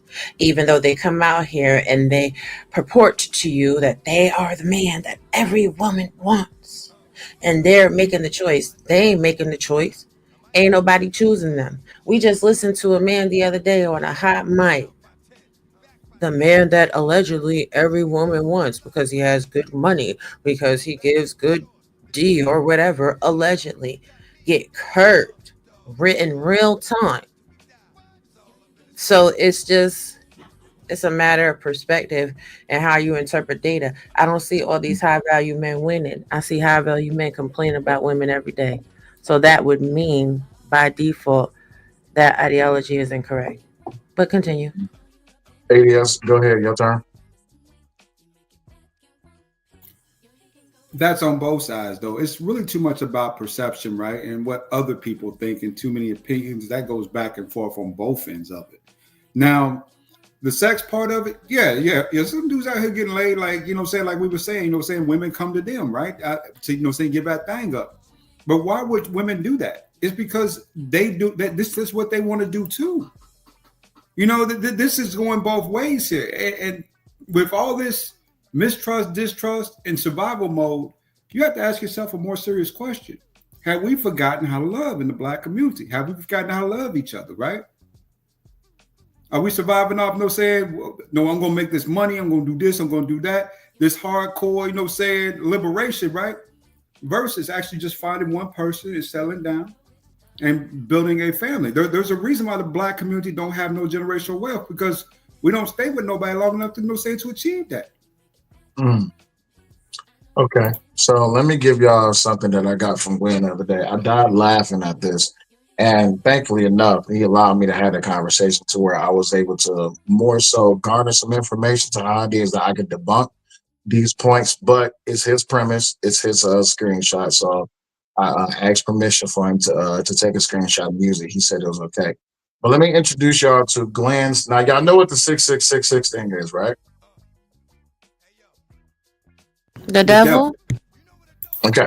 No, not that, but this is Glenn. Just for clarification, are you black pill? What are you? I don't want to put the wrong label on you. I don't know what Glenn channel is based around, but this is what Glenn came up with. Let me take this banner down. So the production of men's standards for future wife. Less than a six body count, which that's impossible. Less than six relationships, also impossible. And I also can back this up by data. Less than $6,000 in debt, also impossible. Knows how to cook more than six dishes. I mean, good God Almighty, women should know how to cook more than six dishes. No more than 6 pounds overweight. Again, unachievable. It's an unrealistic expectation. So I am Glenfield. No, this is a joke, but also somewhat of a decent guideline for men. Gotcha. Oh, he's MGTOW. Okay, got it. So I understand now why this list is built this way. And then sex minimum at least 6 times a week. So what do y'all think about this list? Unrealistic expectations. It goes back to, and I'm gonna start my comment. I'm gonna save that comment for later, Uh-huh. and we'll go back into it. But just like the delusional women, right? Mhm. Uh-huh. Let's start from the bottom and work our way up. Let's Sure, take let me his take this comment down. comment. Yeah, sex a Mhm. minimum of at least 6 times a week.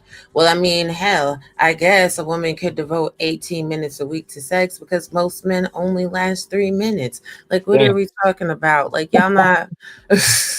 Ah. Like, no, most of y'all do not believe in foreplay and engaging your woman in all day foreplay to become attractive to a woman to make her have that much passion towards you. No more than 6 pounds overweight, whatever. That's a personal preference. You know, it is what it is. Knows how to cook more than 6 dishes. Now that one I'll agree. Like if you know how to cook like pasta, you got 6 dishes right there. You can make as many different type of pastas as you can breathe in days in the year. Less than $6,000 in debt. Well, you definitely don't want an American wife because student debt alone is going to give you more than $6,000 in debt. Less than 6 relationships, well, hell, okay. That again is a personal preference. I doubt that that's going to happen. And less than a 6 body count, yeah, good luck with that. Do you want to date like a 12-year-old? Because if we're talking about grown women, do you have less than a 6 body count as a grown man? Mm. It's a rarity. We're not talking about back in the good old Catholic days where, the Catholic girls were giving blowies and taking get up the culito at school so they could say their body count was low and they were a virgin on their wedding day. Stop the cat.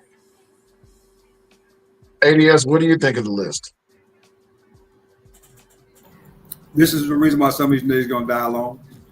Say it again. God damn. You said this list is some of the reasons why men will die alone?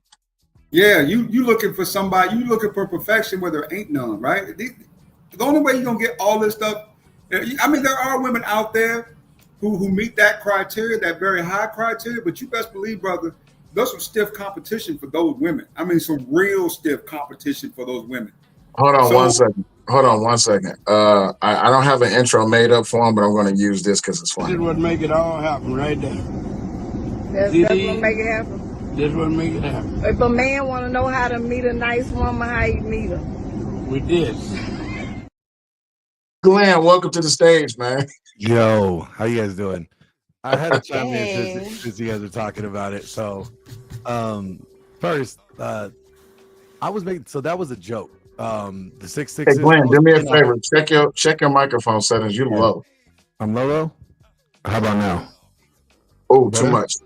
Too much. Your game, no, don't turn your game back where it was. I got you on the back end. Here, how about that? Hold on. Baby, can you handle it? Yeah, I am. Say something. Check. Much better. Yeah, I'm using my board, so I'm not using the StreamYard guide. But anyway, so I was playing off of the women's 6 6s, the six pack abs, 6-figure bank account, 600 horsepower car, 6 feet tall, like that was that. I was playing off that standard. It's more like a hyperbole, more ridiculous joke. I wanted to show how unrealistic women's standards were by having some unrealistic, but somewhat kind of realistic standards for men. When it comes to cooking like 6 dishes, I mean, there's women out here that don't know how to cook at all. So at least 6 dishes, that means at least you almost eat for a full week. Every guy wants to have sex as many times as he can. So give him 6 days, even the God took a day off. So you got to let that pussy rest at least one day. All right. See. No, I had to cut you off. I'm sorry. Now, Glenn, let's be realistic now. Your good brothers in the brotherhood can't put it down 6 days a week. Well, listen, I would also require my friends to get on some TRT, all right, some testosterone replacement therapy, because everybody knows after 30 years old you lose 1% per year. So exactly trying to help them out. Even then, Glenn, you're gonna get tired of sex with that same person if you're doing this, say for months and years on end. No, you don't. Not once it's a good. You want that like breakfast, lunch, and dinner. I mean, it depends. I guess it depends type of woman you get, right? I mean, me personally, 3 times a week, 4 times a week, good enough for me. I can go sleep on that. But, that's why I said at least. So you could do it as many times as you want. But she has to be at least be wanting it 6 times a week or available for you. Hey Glenn, I'm gonna argue this on your show with Jake, but you wasn't responding to it then. But as I was doing my research, 68%. You heard the argument that I had. I know right? all the stats. So yeah. Yeah. So would you say that even though this list was made up as a joke, would you say that if dudes was to take that list seriously and they was to try to abide by that, most of those dudes wouldn't see sex until they in their 30s or 40s? Well, most men are not seeing got 30% of men not seeing sex until their 30s, anyways. A whole 30%? Yeah, 1/3 of men 18 to 30 years old are sexless. I mean, they can go get hookers, right? No, they're either sexless or virgins. As they should be, as everybody should be until they get married. Yeah, I agree. 100%. I agree 100%. But the reality is they're not. So here's the thing. At what age do you consider like someone's purity or their chastity, their virginity, a red flag? Because there's an age, and it's for everybody. I don't know what that age number is, but let's say you met a woman that was a 35-year-old virgin. Perfect. What if I told you I know too? Like for the guy, and she's attractive, right? Isn't that a red flag at that point? Why hasn't somebody locked you down? Why haven't you been in a relationship? That would be a red flag. It's and just because also the fact that she's already in her prime or her late years of for fertility. Any type of long-term relationship that you want to have kids, that's dangerous. So why does it mean that she would have to not be in a relationship to have maintained her virginity? This is where the talking point of the body. What I'm getting at is the whole point is that she's a virgin at this age, and you're trying to get into a relationship, but now you're like, okay, why are you a virgin at this age? There's an age point where people are gonna be questioning it. How I was about to say, men that say they want women to have low body counts, and then say that a woman being a virgin by a certain age are contradictory in nature, and they're double-minded. Because that's why I say body count doesn't matter. Hold on, Glenn. Baby, go ahead. I need to understand what you're saying. Go ahead. If you want a woman with a low body count, what lower body count is there than virgin? It should never be a red flag. That's exactly what it is that you want. Okay. Like that makes absolutely no sense. Like it's vilifying a woman for being pure and having respect for her vagina while saying you want a woman to have respect for her vagina. Make it make sense. Question, baby. Would you say that there's a majority or minority of women who's between the ages of 25 and 35 that are virgins or have a low body count? I would say it's the same. It's about a third, just the same amount of men that are not having sex. No, it's not. It is not. The women are getting it in. It's the men who ain't getting, saying nothing but, saying thank yous at the end of the night. I can show you that. I can show you that stat. Show me that stat, but there's a reason for that, right? Because either one, the dudes are chasing down or they're paying them for it. No, they just selecting certain men. And if that man doesn't meet that criteria, he gets none. And this is where the gender conversation and the gender war always comes to a stalemate. Because in y'all mind, y'all believe that women is just out here sleeping with everybody. Not that there is a specific demographic or archetype of woman, personality traits of women that are sleeping with everybody, just like there's a certain type of man that's able to get vagina from everyone. Even the most silentest wallflower that doesn't say two words, you will assume that she is willing to give that coochie up to someone else just because she's not willing to give it to you. Oh, you're right. The same 5 guys. I'm sorry. That's right. Every woman is sleeping with the same 5 guys. The same 5 guys is that dude, and they're just getting prime time cooch from all the women in the world. It sounds insane when you really say it out loud. Yeah, but it wouldn't be if it was that insane. They wouldn't have websites or Facebook groups are asking, "Are we dating the same guy?" You mean just the same way that guys have Facebook groups? Are they dating the I same have girl? never. There's never a Facebook group. Are we dating the same girl? Sometimes, Glenn, Oh I'll my tell you, god. I have never seen a. I, Are we dating the same girl? And I've seen the. Are we dating the same guy? And girls posting their the dude's pictures on there. In like Texas. I can show you my Facebook groups, but it would show my real name. But trust me when I say, because I've shown her. Oh, by the way, Glenn, that's my wife I was telling you about. She's the one Yeah. that she doesn't take it easy on men or women. But I've shown her those groups because I used to be a part of those groups. I'm like, oh, is this your bitch or is this your nigga? You see what I'm saying? So I this think I've is seen her on a Restless show before. yeah. Yeah. Maybe Hi. Hello. Yeah. So here you go. Are we dating the same girl? That's just one of many. That group has 7,000 people. Matter of fact, I'm gonna share the Google search. Are we dating the same girl? Are we dating the same woman? Are we dating the same guy or girl? What do women think of? Are we dating the same? Like it's like literally everywhere. They even have for the LGBTQIA and everything else. So these are conversations that span both gender circles.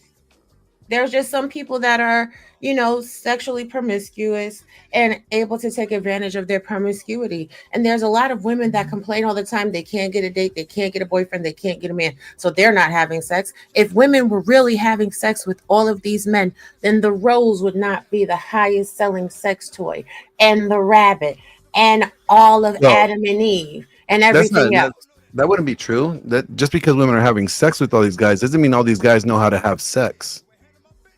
What if First of all these women that are buying sex toys don't have any orgasms, period.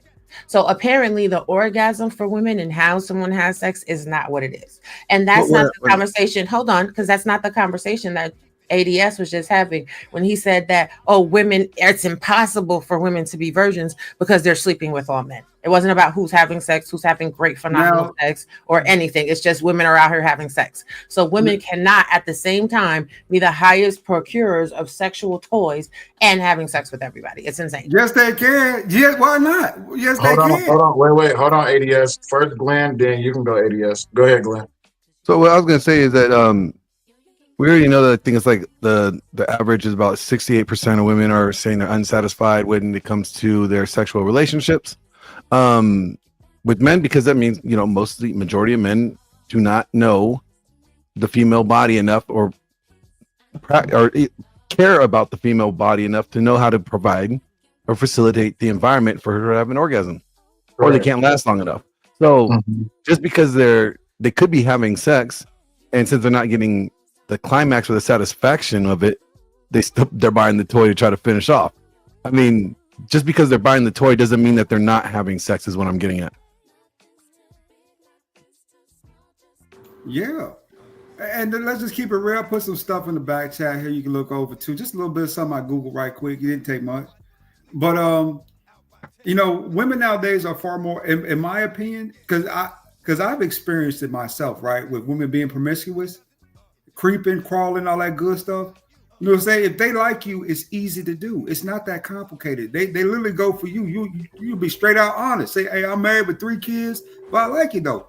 And they go for it. And not in all cases, of course, but you'd be surprised who go for it and who don't, right? Now, if you flip that around though, you know what I'm saying? Men are getting that same type of how do you say it? Treatment, right?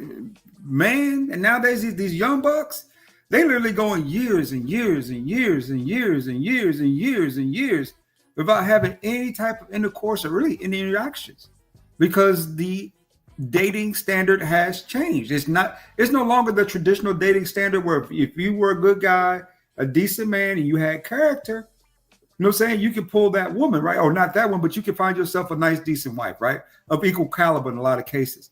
Nowadays, it's about a much higher expectation and change. And if you don't hit that, they don't deal with you. At least if they don't like you. If they like you, you ain't got to hit none of the metrics.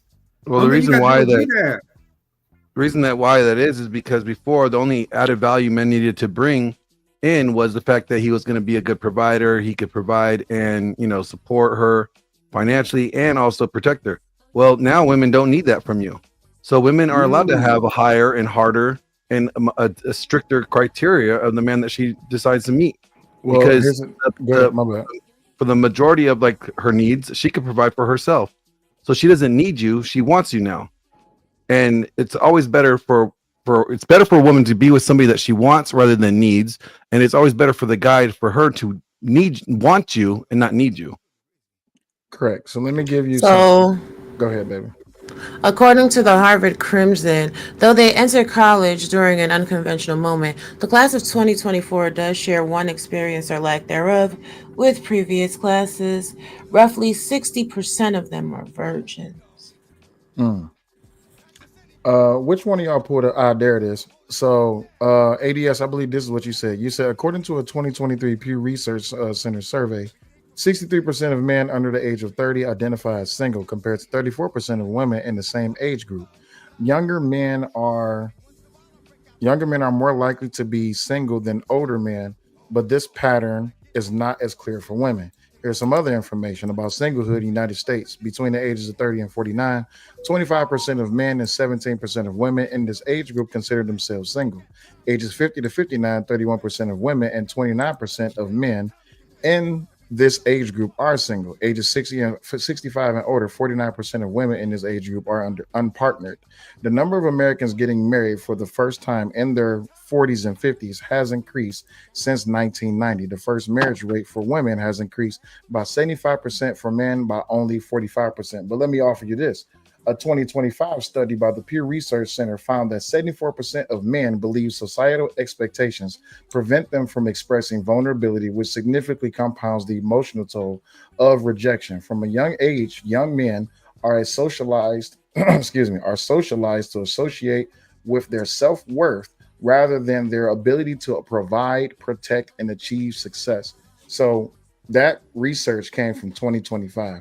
The truth of the matter is that these are the double standards that we're talking about, because Glenn, in some area, you're right. ADS, in some area, you're right. Baby, in some area, you're right. But these are all propagated. All of these stats are, what's the word? Conflated. They're all conflated when it comes to the dating pool conversation, because what happens is people want to trauma bond with those higher amounts of those percentages just so they can have a reason to say, don't listen to women or don't be with women. And don't listen to men, don't be with men. Hey, Flow State, good debate that you had with Mr. Fantastic the other day over on DJ Hamps. Shout out to you for that win. But you did a good job over there. But you was wrong on a few things. I just can't remember exactly which ones. I got to go back to my notes. But what do y'all think about that? Baby, start with you, then Glenn to ADS. So I'm putting something in the back chat. I was just looking at percentage of versions by state. I mean, I don't make it a double standard. I just call it down the middle and speak to the facts of it. The facts are there's a lot more versions. There's a lot of femme cells as well as a lot of incels. There's a lot of people lying about their ability to, interact in the sexual behaviors or lack thereof. I know for a fact women have a harder time to lie to the people that capture statistical data, because these are questions they ask on healthcare, reports. More men don't go to the doctor than women do. So therefore, like, the statistics are never going to be even. It's never going to be a one-to-one, because the simple fact that men don't go to the doctor as often as women do. So when I'm sitting here and I'm listening to these conversations, I know for a fact they're not true. So and not true meaning it's not the full accurate scope of information available. Just like when they say, oh, well, women will just have sex with men because they like them. So you're just saying that women are just whores. And if they feel any type of way, they're just going to give it up. That's not the case. It's not a true statement. And I know for a fact that a lot of people are very heavily biased depending on where they grew up at. Your environment skews your bias. It doesn't make what you're saying true, though. Go ahead, Glenn. I could say the same thing right back at you. You just sounded just as biased and just as known for the fact you're trying to appeal to authority, but without any evidence to it. I could actually pull up a data point where it says that when it came to domestic violence, they found that the women were lying, and that that the scientists that were conducting the research were also manipulating the research to imply that women do not commit more domestic violence than men. So it depends on who is doing the study, and if there's any other qualifying research or data points that can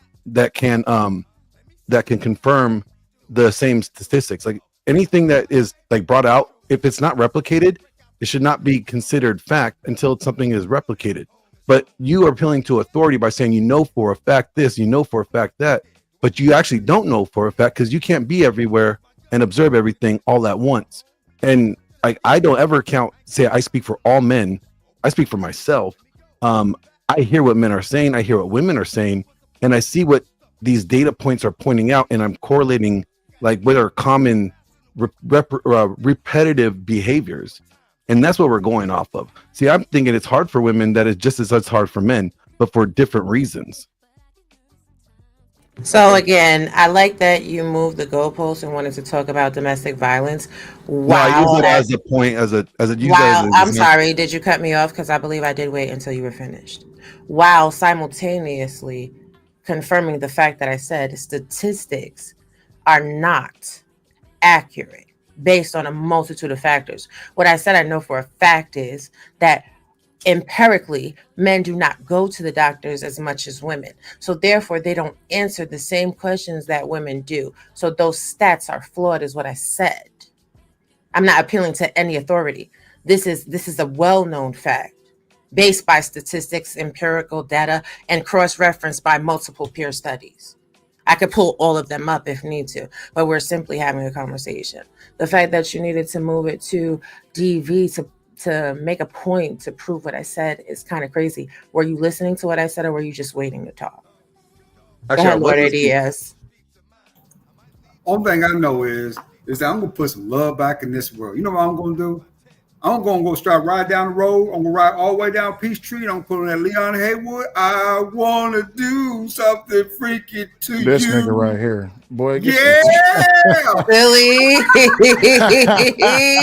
Hold on 1 second. Let me bring Name up. of love.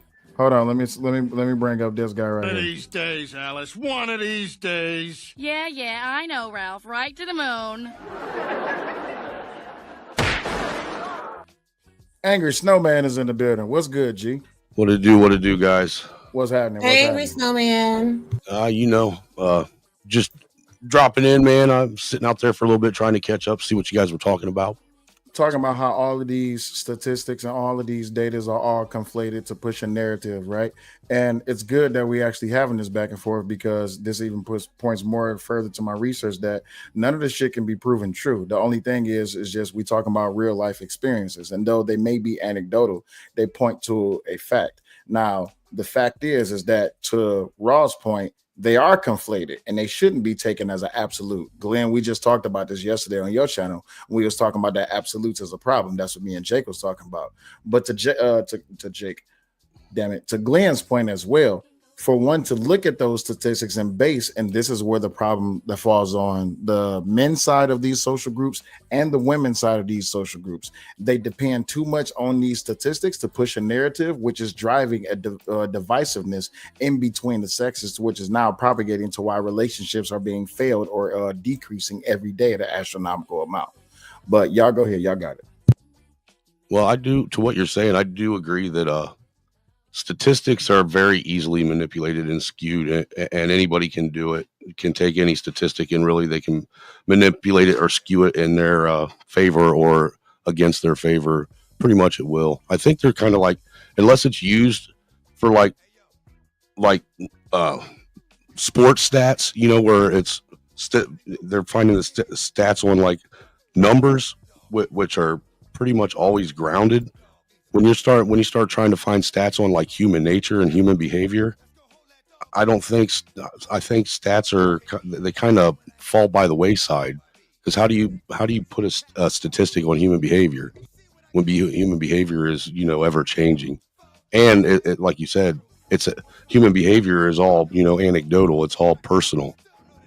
Yeah, and furthermore, when it comes to human behavior and what we're doing and them trying to find stats on it, where are they getting the metrics for these stats? Who are they gauging? Who are they actually interviewing and talking to? You know, what kind of questions are they asking? What environments are they going into? What kind of demographic culture are we talking about? I mean, all that stuff matters. Yeah, Before the fully next, agree. Exactly. hold on 1 second. We got a guest at the door.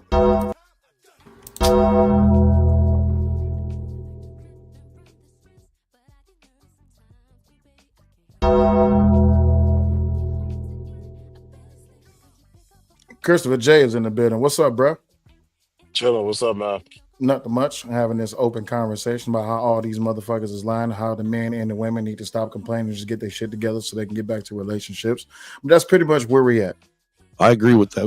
And if I could, I'll throw it to Christopher as soon as I finish this. The main reason why I hopped up is I heard a comment about somebody saying that, you know, there's all these qualifications for men to get a woman and yada, yada, yada that are, you know, outrageous. You know, I've heard people in the manosphere specifically and on these YouTube streets trying to say if you're broke, you can't pick up a woman.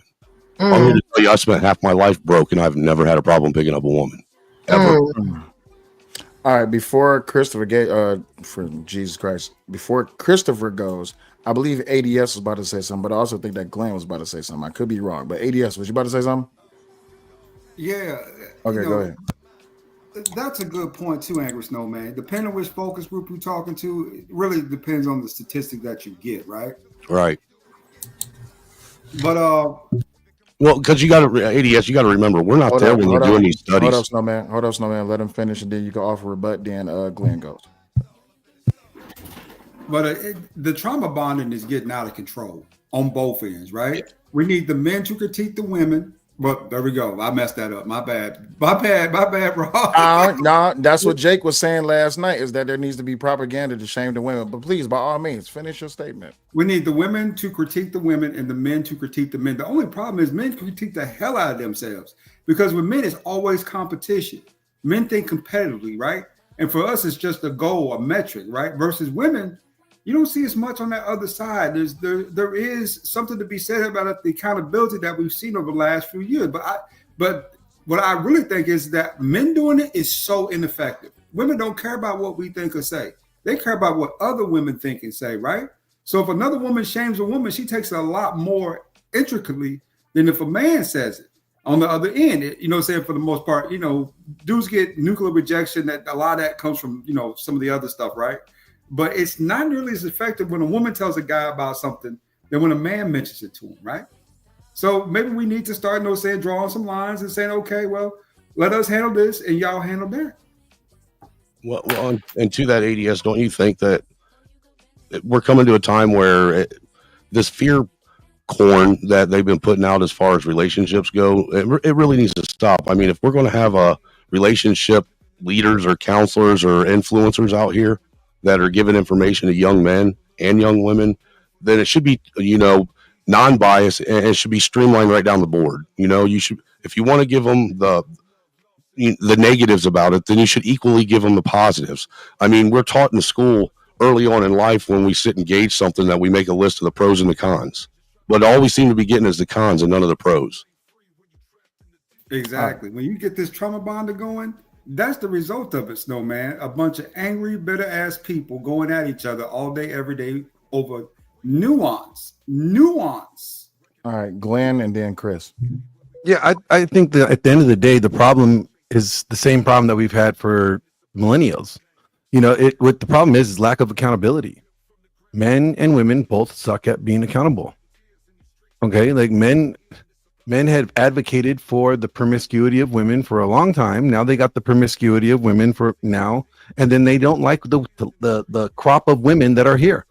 Well, men have created the women that are here, but also, ladies, you have created the men that are here.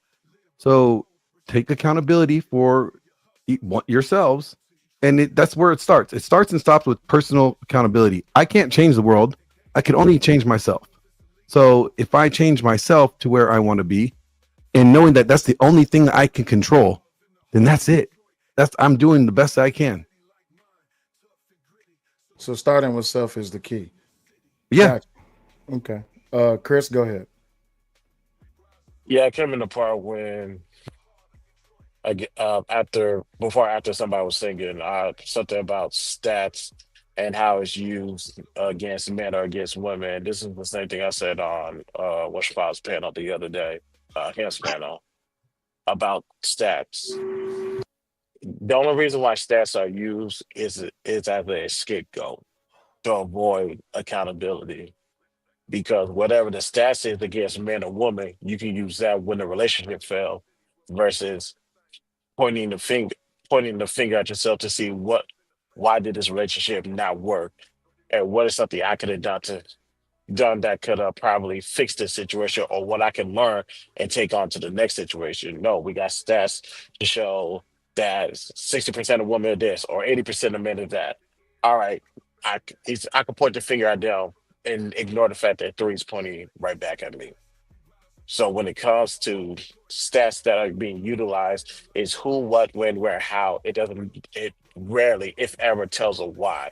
Yes. So the solution to all of this is have a conversation with with the person in front of you instead of throwing stats at them and treat them as a number. Say hi and get to know this person in and out, so that way you don't have to worry about resulting to becoming a statistic.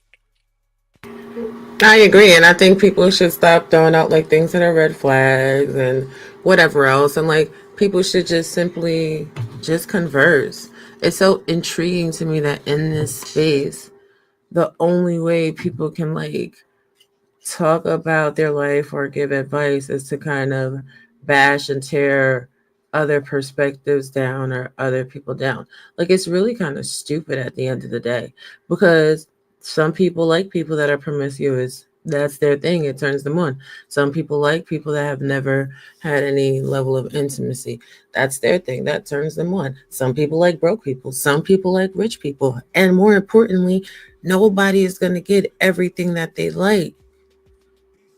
Just stop complaining about it and put yourself in a better position so that you could get what you want. I'm so tired of people complaining. It's nauseating.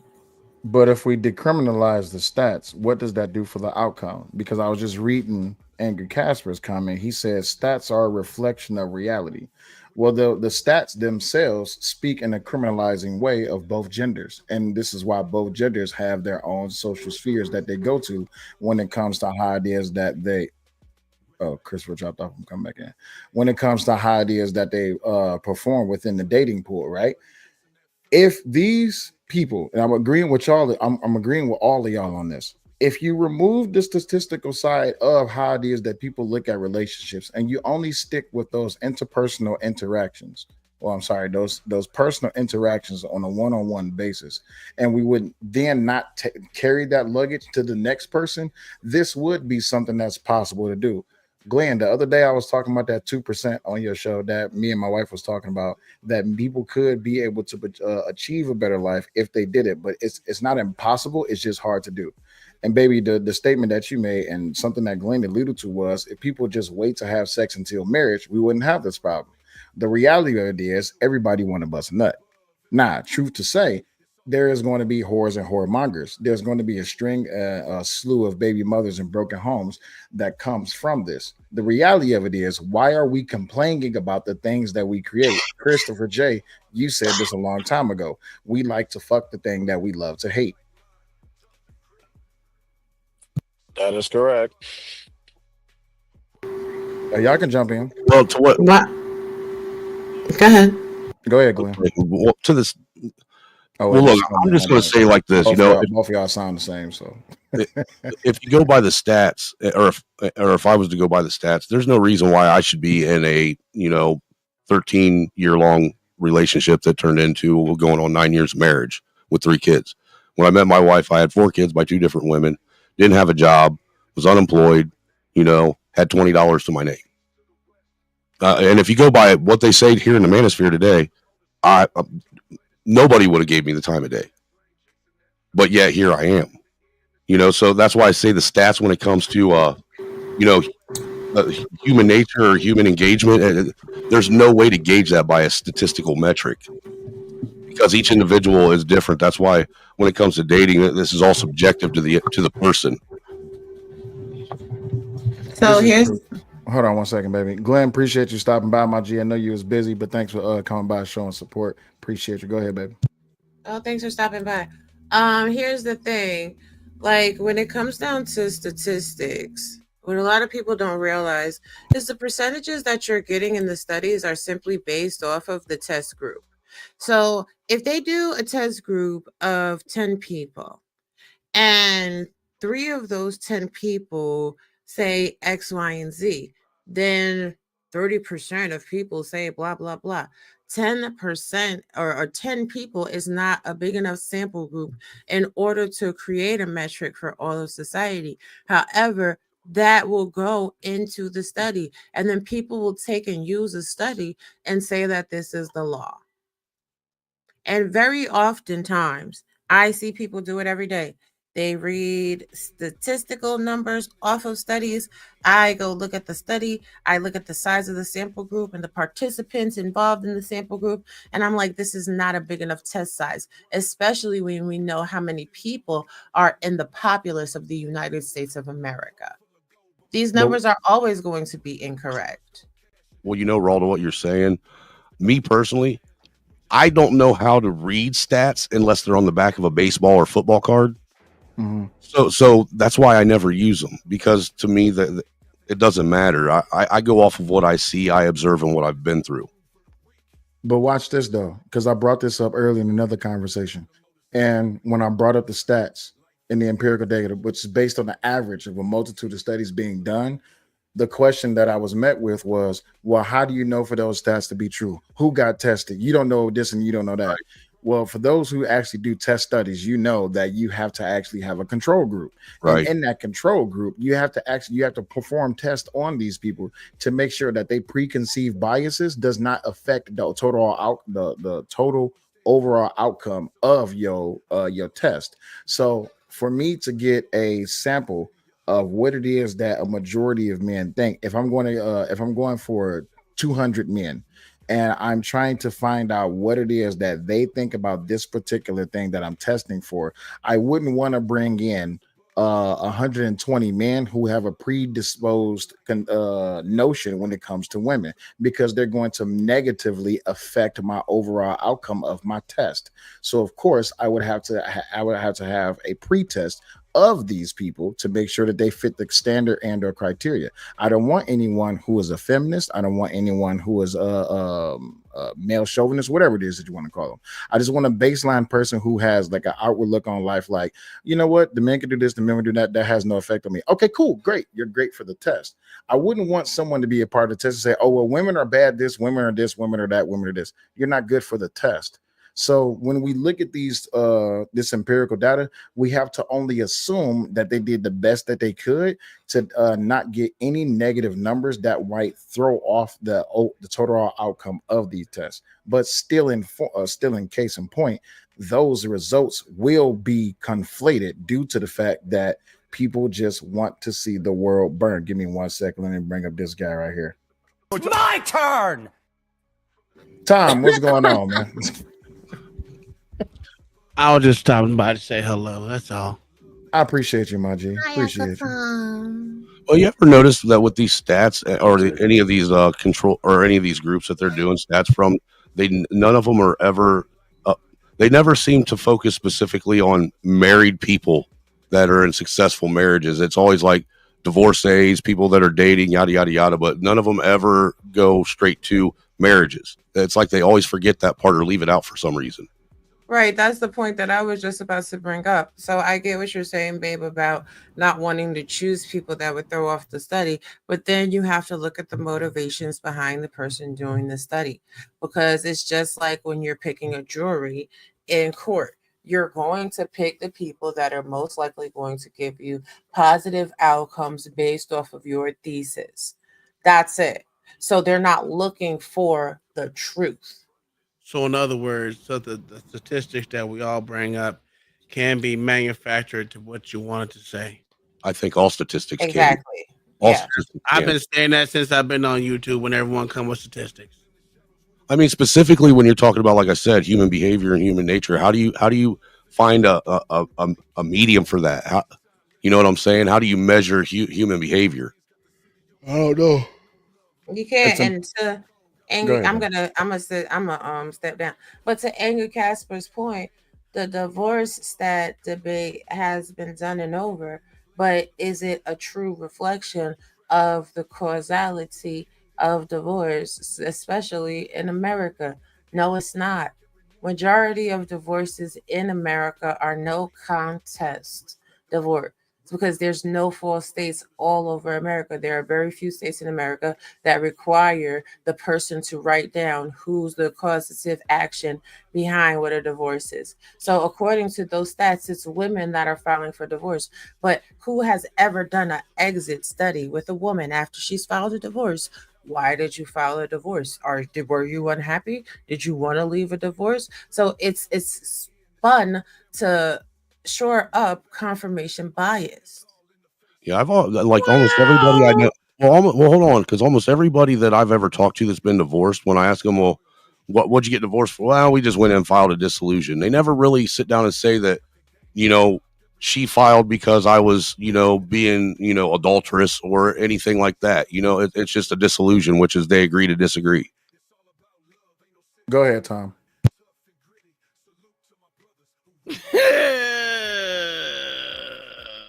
Go ahead, motherfucker. Say what you're gonna I say. don't even know what I'm gonna say because I'm gonna be nice today, and I don't want to talk about women. You can. Go Don't be ahead. nice. Be Uncle Tom. Okay, so let's be honest. From what we see in this day and age, I'm not gonna say it. It's not gonna say it's all, but majority of people for the standard that these women are having towards what they will and will not accept. I know on these YouTube streets it's false. Reality is a lot more women accept more shit and more bullshit that they actually put on, but they also give up quicker than a lot of other people. I To be think honest, I think that's a fair statement. That women give up more than a lot of other people? Yes. absolutely. Based on what? So, right. I could just go off of my own anecdotal. I mean, I've been. I was gonna go the same thing because me being in the military, I've seen a whole lot of different divorces, right? And it was never the male soldier that was there. It was usually the women literally divorcing and breaking up to happy Right. home, no matter which side it was, whether they were the soldier or the husband was the soldier and the other person was out. I've seen at least 15 divorces while the motherfucking soldier was downrange. And I don't know what he did from downrange, but as in my anecdotal experience of what I'm seeing, it's usually the fucking female. And I'm not saying that they're wrong in the way they feel because you can't tell a motherfucker they're wrong the way they feel. But it'd be disingenuous to say it just ended because of blah blah blah. We just know people go their own separate ways, and the no fault divorce is, you can do whatever the fuck you want, no matter what it is. I'm just gonna say that statistic could be almost correct. Right, because to what Tom's saying, like I know a lot of dudes that have been through divorces too, and almost look, every one of them except for two people, the women all filed divorce, and the guys didn't even know it was coming until they got served. And what's ironic about that is one of the people that I know that filed divorce is fantastic. All right, So baby, you here's was the about to say part. something. Yeah, Yeah, here's go the ahead. part that's hilarious. These are the same group of men that talk about outside sex and cheating. These are the I'm not. same group. I wasn't even going I, that much. I wasn't even going that I'm far. damn. Like, why both of y'all talked? I'll let you talk. sorry. I'm not sorry. Fucking say what you gotta say, woman. Time you get your ass booted off, you know she'd do it. Right. you know she Like, would did kick That's not your look why at I'm ass. treading lightly, man, because I ain't trying to piss her off. Go ahead. I'm messing with you. I know, but a whole bunch of men on these spaces talk about outside sex, cheating. There's no coochie like new coochie. So if the barometer is that men can go out and have sex with multiple partners, we want to talk about all these single mother homes. A lot of single mother homes are created by men that stepped out on their marriages. I know plenty of men that have been separated from their wives for years. They refuse to file for a divorce because they never want to get married again. I So, agree. That does happen. so men quit just as often, if not more, than women. I'm Men going give to disagree up. with. Okay, well, men give up in the marriage early because they don't remain monogamous and faithful, which is why you have Ashley Madison, a site Okay. for married men to cheat, which is why, according to Angry Casper's statistical empirical data, most men on OnlyFans are married men looking to seek other women. So And if fact. you are if you are creating an atmosphere where you're seeking other women and you're being infidelis, then no woman should have to stay with you. That's not a marriage, because if a woman was sitting there having a whole bunch of subscriptions to naked men all over the internet or sleeping with a whole bunch of outside men, none of you men would stay with them. Not a one. Well, Yeah, that, well, that go doesn't ahead, go to Tom. You go first, and I got it after. that would not go to the sorry stupid statistics that men and women fairly cheat at the same rate. So that means they're both cheating on each other. It doesn't give one side either or greater value. They're both statistically are equal when it comes to the cheating thing inside of a marriage. So I would disagree just on that stupid statistic. Again, you can make a statistic say what you want to, but I don't think it ever favors the man in any fucking way besides fatherhood. I don't whatever. But I will agree. I mean, I'm going to agree with some of the premise. But if you're going to go to the cheating part, that men are men are more the cheaters than others, that's just not. Empirical sorry. data states that they're damn near identical. That's why most violent crimes against women are committed by men. Crimes of passion, usually Actually, that's because a not true woman. either. That's not It is. true. It's very That's true. not true. It is very That's true. more lesbian. Okay, hold on, It wait, is wait, wait, true. wait, wait, wait, wait. Okay. We're not gonna participate. Oh, In okay. that. We're not gonna participate in a group ass whooping. All right. Okay, So, They're not gonna get their ass let whooped me, as a let me group. get her ass. Let me do the ass first. y'all gonna get y'all ass whooped collectively, right? Let me Because beat you her know ass she can first. fight all of y'all at the same I time. don't give a damn. But Let me beat her ass first. Well, hold on Because before it's she goes on literally to. it's lesbian couples. Better scramble like an egg before you get folded. nah, I told you she'll boot your Well, ass off. I wanted to actually address that before she Hold moved on, on. wait. Let her finish first, and then y'all can jump in. But go ahead, baby. Go ahead, finish first. Yeah, y'all try to jump me, but my man is here. But at the end of the day, he whipped. You damn right. You got a problem with it? No, because I'm whipped too. Every married man is for his wife, dude. Let's keep it real. Whip, recognize whip, G. Go I ahead, can't baby. stand y'all. But yeah, men are deleting women. Look at what's his face? Scott Peterson. He deleted Lacey. Look at Gabriella Pepito. That homeboy deleted her. Y'all just be deleting women. Maybe women should delete men. Can I say something? Well, I could get on and go through a whole list of women that have deleted their husbands too. I mean, they're out there. Not only that, you got to think about all the women that set their man up to get deleted. Just because you didn't do it doesn't mean you don't set them up to get done neither. So it's just, I don't know nothing about that. I don't know nothing about that. Chris, are you still here? One prime example. Hold on, let me get up out of here. Y'all have a good night. I gotta get up at 4:30. So y'all have a good Before one. you go, I got a question for you, Tom. Go ahead. So why for do you say that these statistics are being created, and who are they for? I don't know technically who they're Better scramble like an egg before you get folded like an omelet, nigga. I had to do it. Oh, that was so wrong. You just pulled a Sharon. I had to do it to you at least Sharon once. on him. That is Because that foul. motherfucker boot me off his show like 20 times yesterday. So That is foul. Hey, y'all have a good night, man. All right, take it easy. Good night, Tom. Yeah, run. Go ahead, baby. Violence by intimate partners, by type of crime and gender of victims. Oh my gosh. Overall violent crime. 652,660 at a rate of 2.6%. The number of female victims, 551,590. The rate of 4.3. The number of males, 101,050. Can I ask a question? Yes.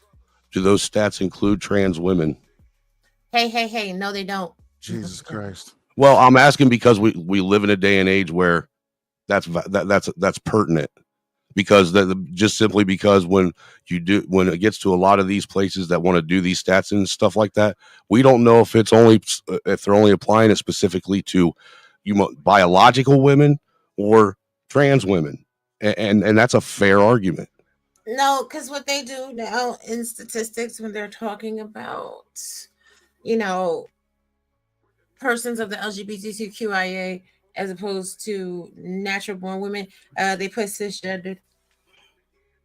Yeah, I would say it might be that way sometimes, but it's kind of like when they say, do the gauge with white and black people. It's the same because they'll try it with the white people and the white population. They'll try and throw like Asians and some of the Mexicans into the white numbers, even though they may not be white. If you follow what I'm saying, just to Yeah, help I bump seen a up, just white to help woman. bump up their metric. Yeah, I seen a white woman claim black on a arrest. So I was appalled. So they Much of what you were saying when Tom was up here, I will say that out of my 40 going on 46 years of life, and probably I'd say good 30 years out here in the adult world, you know, when none of my friends that were with couples or that were married, none of us guys never got together, and it wasn't. I never heard about going and having a side piece as being a normal thing until I got on YouTube. That's something that's only been a YouTube thing that's been pushed. That's not been a part of my real world life that I recall ever being. But I mean, are there men out there that cheat? Yes, but Snowman, you just touched on something that a lot of people have a huge problem with, is that they're running to social media and the internet to find the answers to their life right, when it comes to dealing with relationships. The truth of the matter is, if these people would just log off, like when I was talking to that guy Jake last night, he was saying, or I asked him the question. I said, "So what's the remedy to all of this?" He said, "Well, we need to come up with propaganda to shame the women to stop them from participating in all this sexual freedom that they got so they can get back to the position that they need to be in." I said, okay, cool. I said, but even by that standard, you have to recognize who is it that put them in that position. It's the men. The men is the ones that's out here propagating for these women to be over sexual, or to be more sexual, because they want to participate in this over sexualized energy, right? The truth of the matter is, if you get away from the internet, most dudes wouldn't even be able to even land women like that, because based on statistics of what they say by these societal expectations, because of the pressure that they're going through, anxiety actually puts them in a position where they don't even know how to speak to women. You see what I'm right, saying? yeah, So the internet is not doing anything except for giving them a false sense of security by allowing them to click a link or to go create a show and hit a live button, and they can talk all the shit that they want to. The truth of the matter is that these are just pixels on the screen. So when we step away, and this is something that me and Glenn agreed on the other night, when you step away from this internet and get back to going outside, you will find that a lot of these dudes fit that category of those 68% of guys that's being openly, numerously rejected by women because they don't know how to talk to these women. Now, right. on the flip side, the women is the same problem. And baby, you know this to be true. Most of these women are out here trying to catch a lick off a dude. They're not here out here actually trying to have a relationship. They out here just to get off, because the guy that they either assumed the guy that they with, they either assume that he's just a nice guy, but he's not this guy, or they just trying to fuck with him just because he might have a little bit of money. They're just trying to get something up out of him. So when you step away from the internet and you go into these places and you see how they behave within those social circles, they all on fuck shit because they truly don't want a relationship. They just want to experience. Well, Is what that you're saying, I think there's two major dynamics that are going on right now, and the first one is there's too many people that are trying to compare us normal people's relationships with with relationships of people that are like part of Hollywood and the music industry, or the top, upper crust of society, and to compare normal folks relationships with the upper crust is just disingenuous, and is basically going to lead down the wrong path anyhow, because we don't, we aren't alike in no way, shape, or form. you imagine? know it's two totally different things. The other thing is there's too many people out here in relationships or not in relationships. It's too busy focused on other people's shit and don't spend enough time focusing on their own shit. I agree. I'm gonna go, babe. But yeah, I need everybody to stop like crying. Go ahead and, you know, get you some, don't get you some, get a hug, go outside, kiss somebody, eat a ice cream cone. I don't know. Like, stop tripping and stop using statistics that don't even matter, because it's all a big bag of bullshit. And then like don't sit there and say that everything you want is a red flag, because then you just sound crazy. Good night, babe. Call me after. Bye, y'all. I am. Hey, Appreciate take you, it easy, baby. Raw. Love you. ADS and Chris, y'all been quiet for a minute. Y'all good? Yeah, I'm sorry for hogging the mic. Yeah, man, it's okay. You know, the way I see it is, you know, even though we can pick up all the numbers and data, all this other stuff, but that still ain't getting, saying, no closer than, saying some of these dudes getting no women. You know, at the end of the day, we need a solution for this, right? We need to figure out something to kind of coalesce, saying the men and the women. Right now, we're doing too much fear, too much destitute, too much survival mode, too much trauma bonding, and too much mistrust and distrust. We need to figure out this piece, to get this right. I got you. And the answer to these problems, I will definitely be going over on Friday during my dissertation. Trust and believe me, I got the answer for it. Well, I think a But lot of it has to do with parenting, don't it? listen, it's way deeper than just parenting. Well, Trust right, me. I get that, but I mean, at the end of the day, I mean, just being if people actually just took the time to get involved and be an active, role in their child's life, that we could actually change the course of where society is going. But it's really us allowing other people to put their ideals in our kids' heads and us not doing anything to fight back that's actually exacerbating this. Well, it speaks to this right here, which is the societal expectations of these gender roles and how in romance, career, family, and social life, the men project themselves to be higher than the women, and women project themselves to be lower than the women based on societal standards. And when you look at social media, how it is that they're projecting these type of numbers, and how they say that a man is supposed to be this and a woman should be doing this and supposed to be that, when we can step away from again these statistics and this data about and how we criminalize them, and we use them at women or use them at men to try to put them in the position that we feel that they should be in, instead of letting them exist in the position that they are in and that they could grow into. That's where the problem is. But that's a small piece, of my conclusion.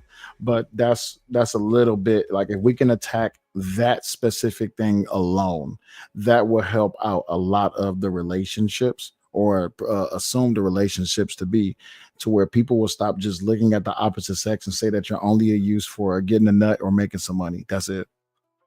Well, to that though, too, Raw had mentioned something about, men stepping out and cheating and whatnot and whatever. And the one thing I will say about that, and this isn't throwing no slight or shade at women, but I think it's fair to say, and this isn't saying that, all that matters is dick and pussy in a relationship, but we all know that a healthy sex life is equally important as a healthy emotional relationship, as well as a healthy, healthy and open communication with the person. Without all these things working together, one side's going to fail, and then you're going to have a problem.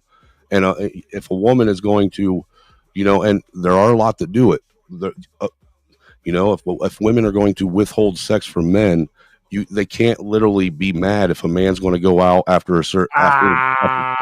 No. Why are women withholding sex from men? I don't know why. I really don't, because I don't have that. I know What's the exactly why. assumptions? Well, hold on. What's the assumptions? Okay. Well, Well, you know what? I don't want to go with assumptions, and that's because cool. that's the problem. Is everybody goes with assumptions. Well, In my opinion, each individual woman has her own individual reasons on why she's withholding sex from whoever she's withholding sex from.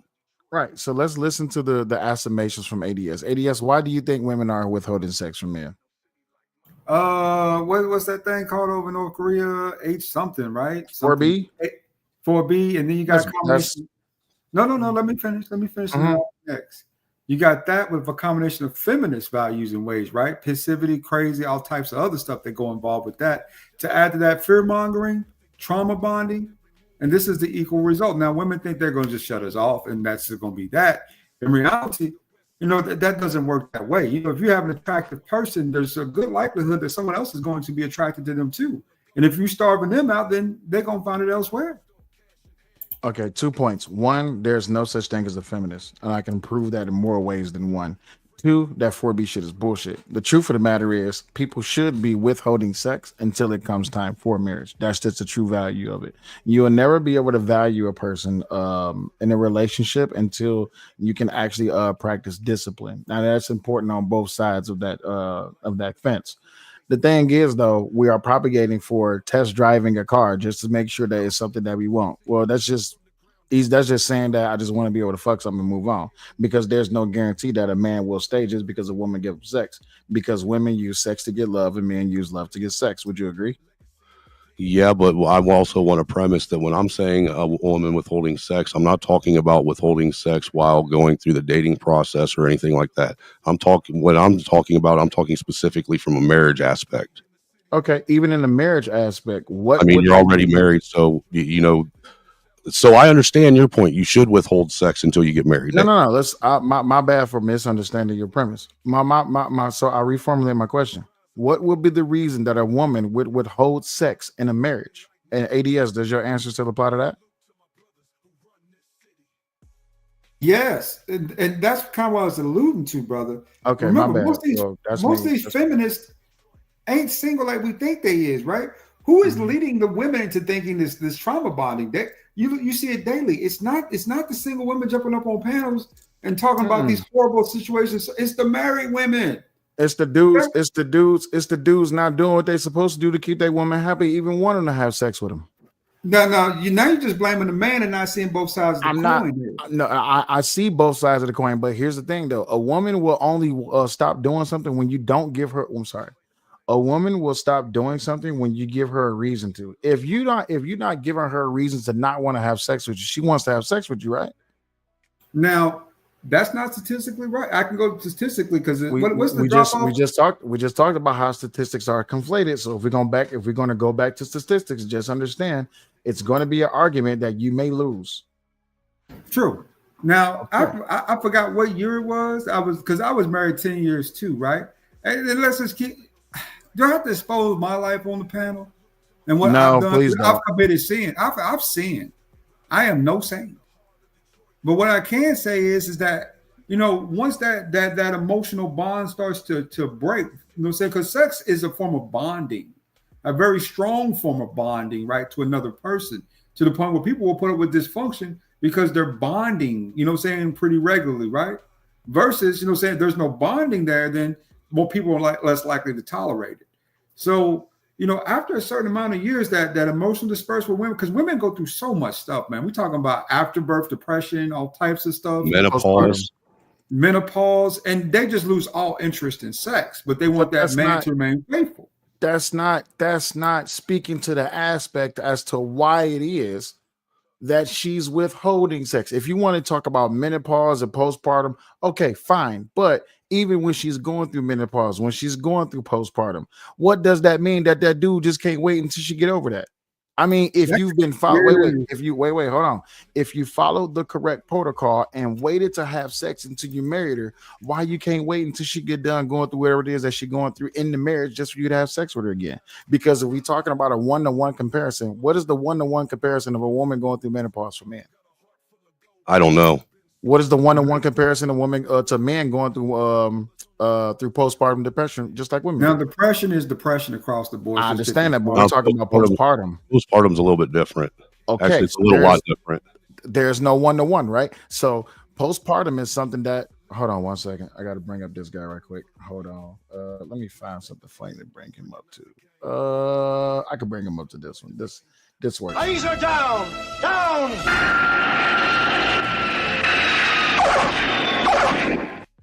Nightish, what's going on, man? What's happening? Nigga, you was out hunting today? Yeah.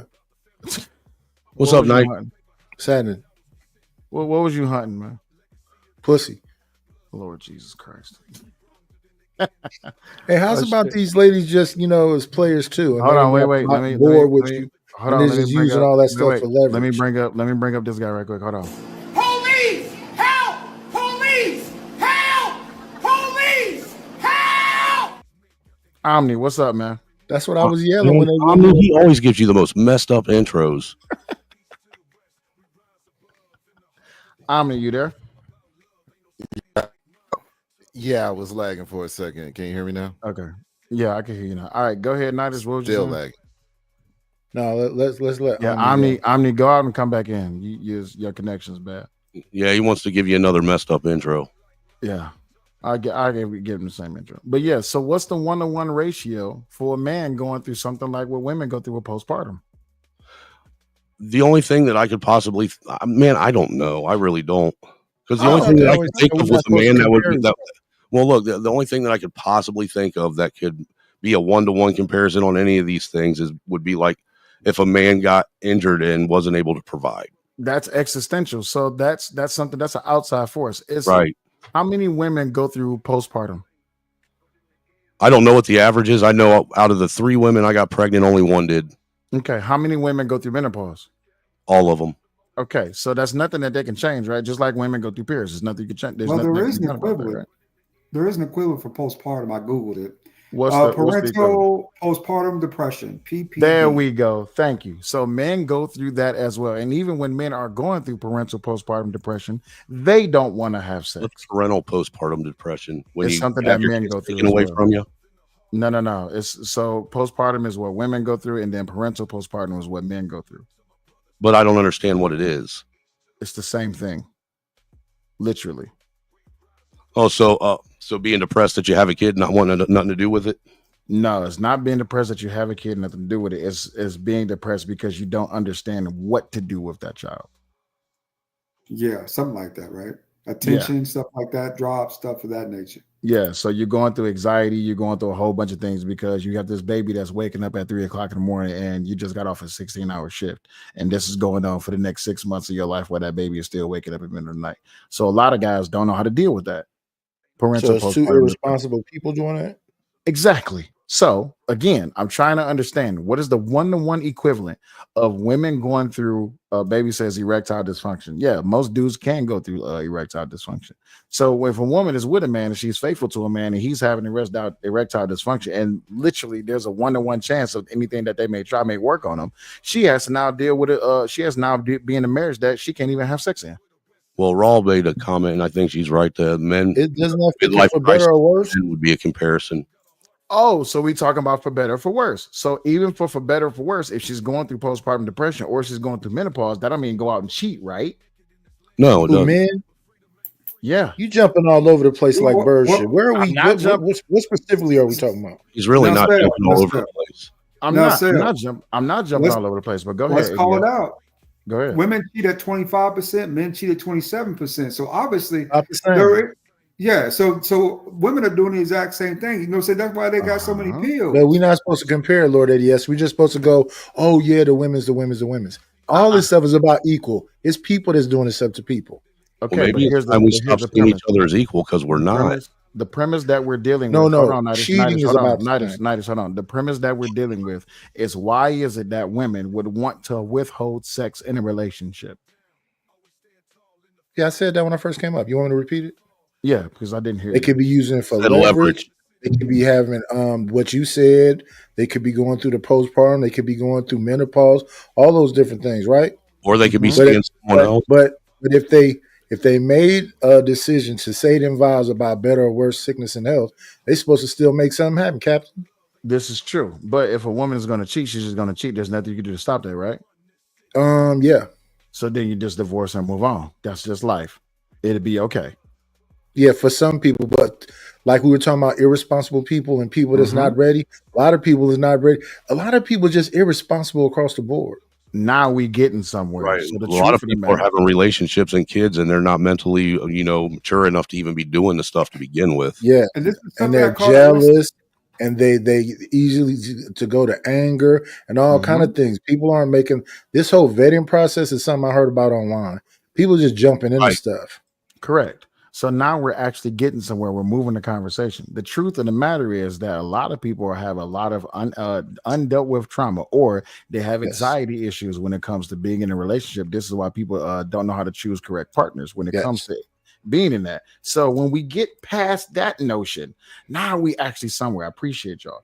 So now we get to the point of actually being in a relationship. You understand that there's going to be challenges in the relationship. This is not based on what men say. This is not based on what women say. This is just natural life. There's going to be challenges. There's going to be feelings. There's going to be emotions. There's going to be financial challenges. There's going to be child challenges. There's going to be structural infrastructure, all of that shit.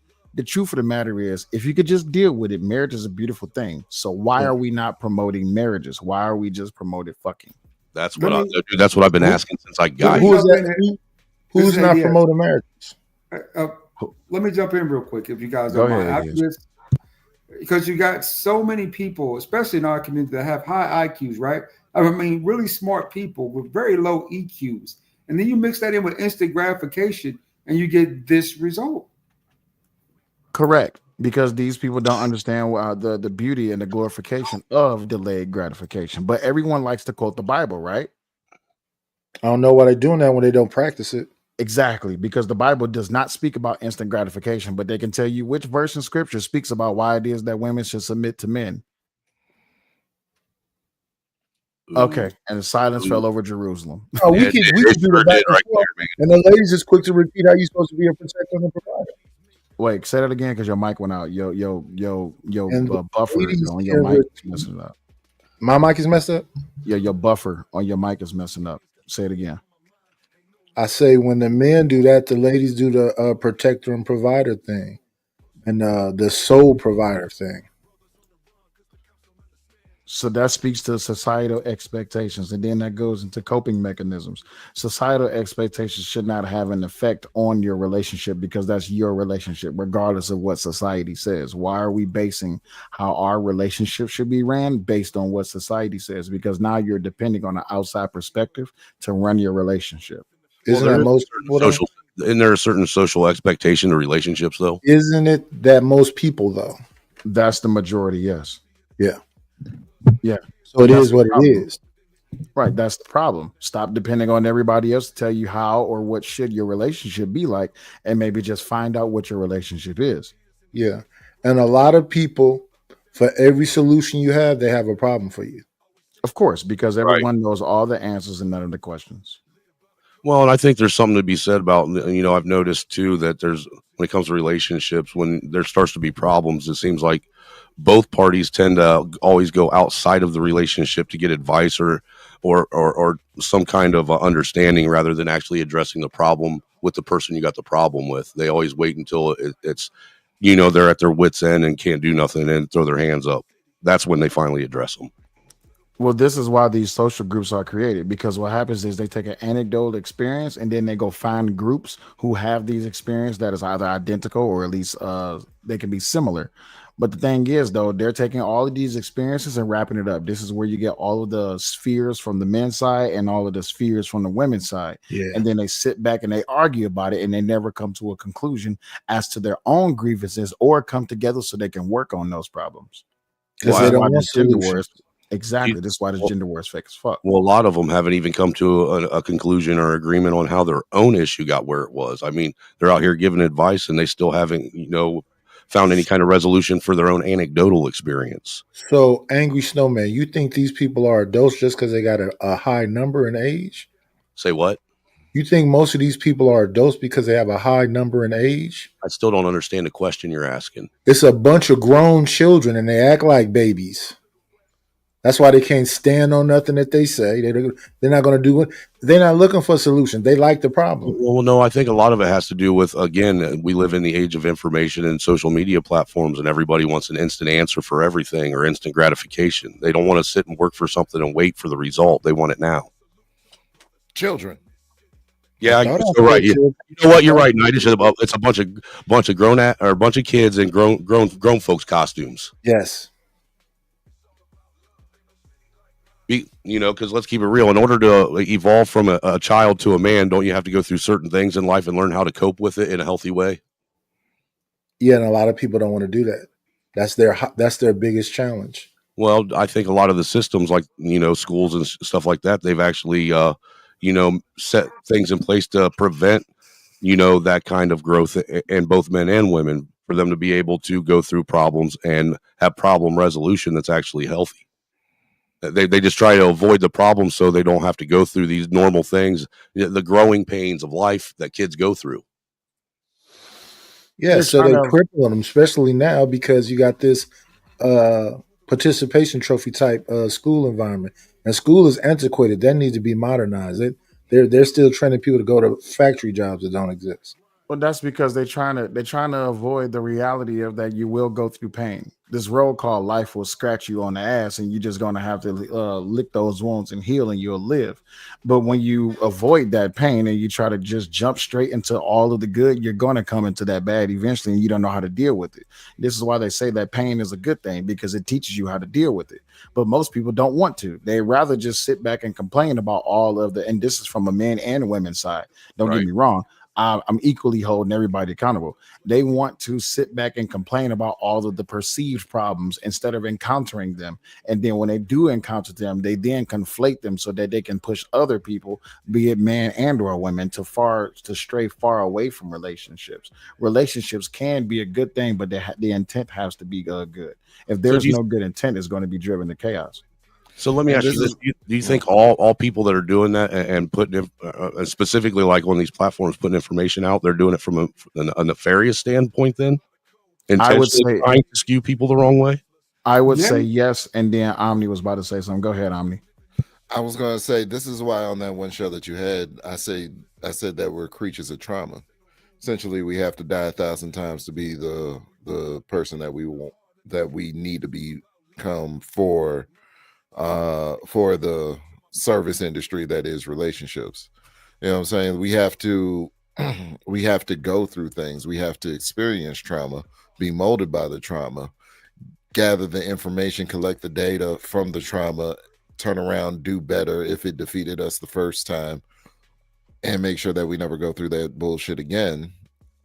You know what I mean? We have to improve. And usually people improve through pain.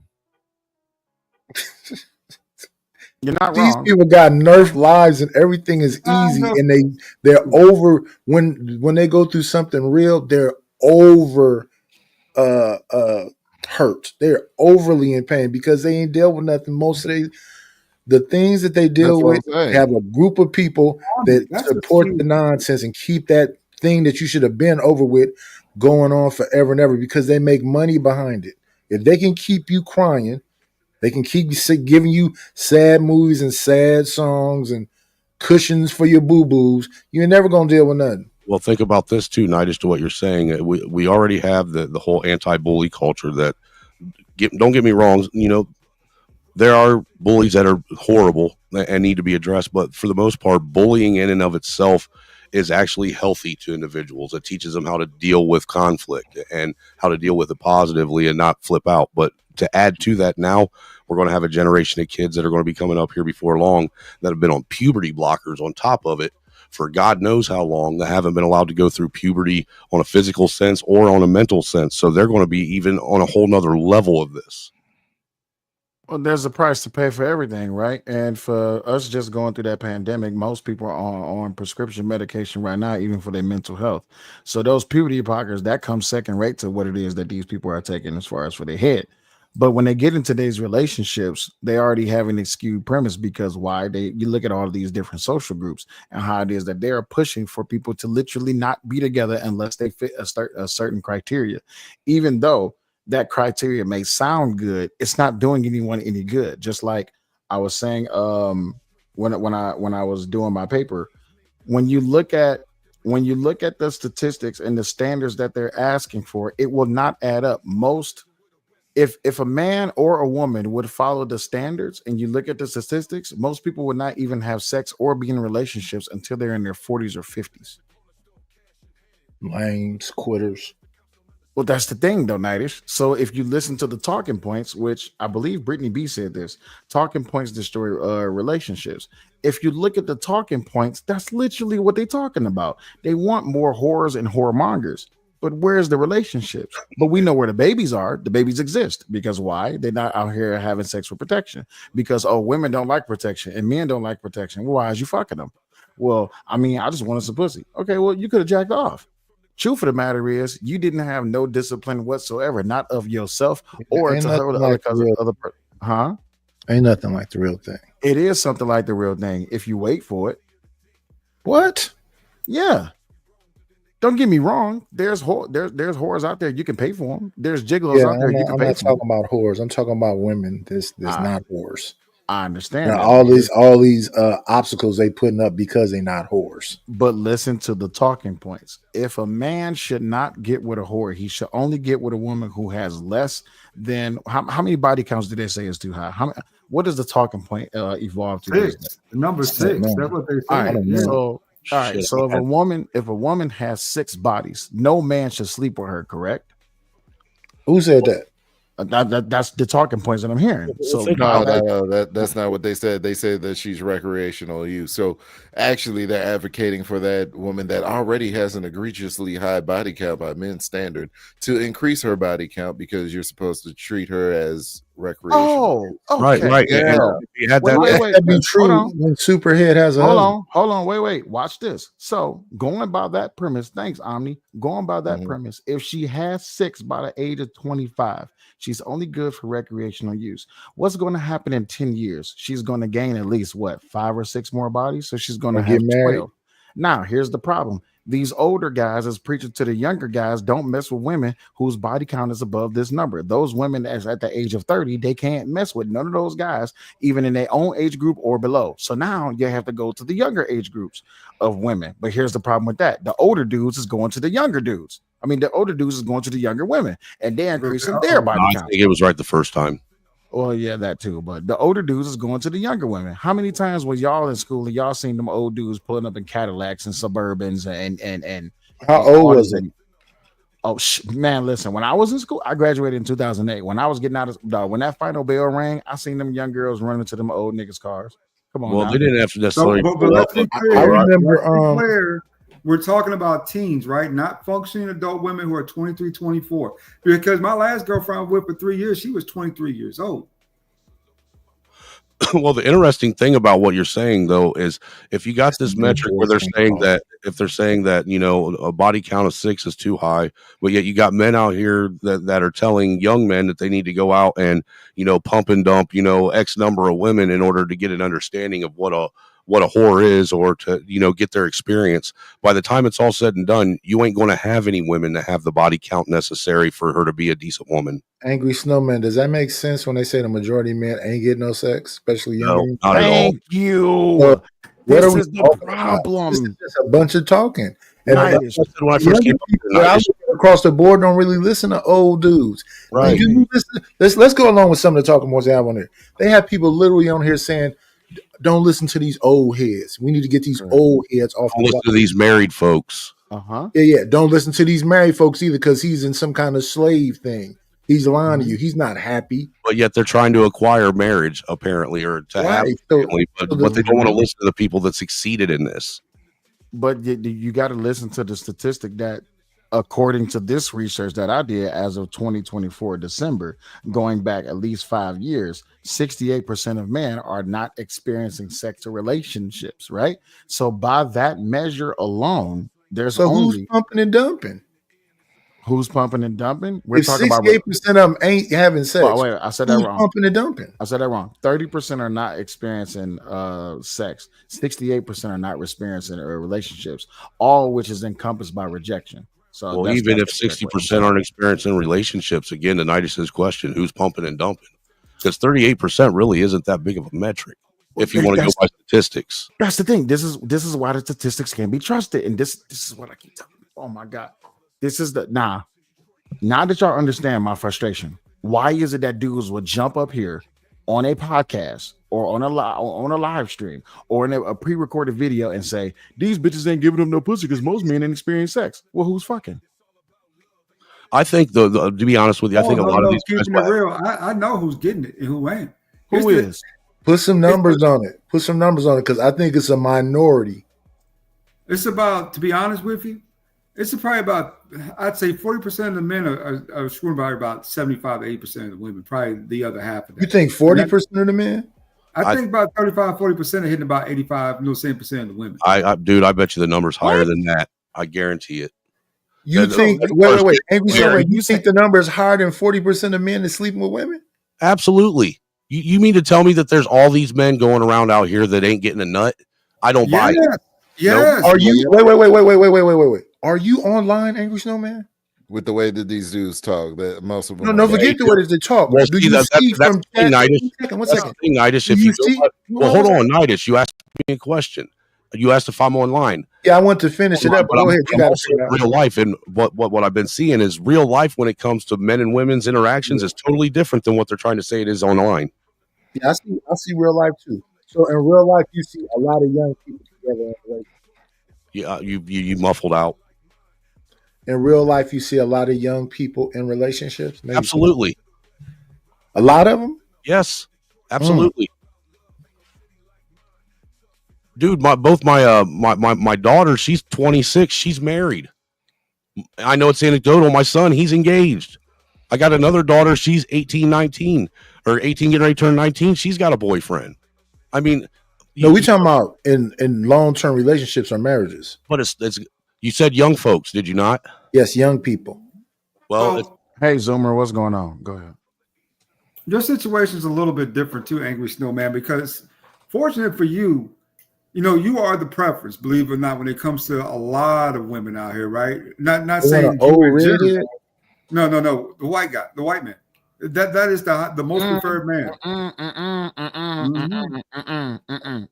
That has nothing to do with skin color. I can guarantee you that it has absolutely nothing to do. It does. It really does. Does marital status? It's mostly mentality. But It's go ahead. mostly mentality. I can tell you right now, Yeah. marital status plays a huge part in that, but skin color that has nothing to do with it. That's a presumption, and we need to stop pushing that presumption. We really do. That's actually a mental roadblock that we put up. It is. But that can be proved. How can it be proved? How? Based on Check what? out the dating statistics from dating sites The themselves. statistics that we already have Women included. But Hold on, ADS, hold on. Come on, man. I thought we had all already agreed that statistics can be skewed. Exactly. Here's the thing, ADS, and I'm not refuting what you're saying, but I'm saying this. It's okay if we can come to the conclusion that based on how it is that they perform these tests, who's doing these tests, and who's actually a part of that sample or control group, what numbers you would then come up with. If I was to ask, it's 1, 2, 3, 4, it's 5 of y'all up here right now. Out of y'all 5, I want to do a test as in who's smashing and who's not based on marital status. Hold on 1 second. Hey, baby, you good? Yeah, no, I had to come up here real quick because Go ahead. NES is up here talking some fugazi nonsense. Wait, did you just It's getting late. I got to be up for work in the morning at 3. I Oh, gotta be up. Y'all have a good night, though. Did Thanks for having me up there. you hear ADS Bye, whisper? bro. Damn. Damn, you just ran him off. So since he ran and he made a statement before he ran, which is 40% of these men is sleeping with 70 or 80% of these women. Do y'all believe that? I don't. No. Oh, That here's man, the gingerbread man, he done ran. He ran like he Forrest Gump. He hot-tailed it out of here. Here's the thing. If we're going to just go by the statistics and social media presence, all the married men on social media say that they should have outside interactions. I don't. No, ma'am, because I don't. Well, Even me. you're a minority. not You're a talking- minority, not the majority. She said all married men, though. She said, Did she? Yeah. Okay, baby, clean it up. Are you talking about majority or minority? I'm talking about the people that are proponents for outside sex. Okay, so that are would be all majority. married men. Mm-hmm. That's a minority? No, majority. That's the How- majority how's of that a majority? podcasters. There's That's the some majority women of that are. podcasters. But see, There's that's some- how the statistics go, right? They have a sample group of 1,000 people, right? But that's what Now she that 1,000 Well, people, the thing is obviously to have outside wait, sex, wait, you wait, either wait, have to be wait. married or in a relationship. Hold on, wait, because y'all know she'll start cussing y'all out. That's what she's speaking to. But go ahead, baby. Finish what you're saying.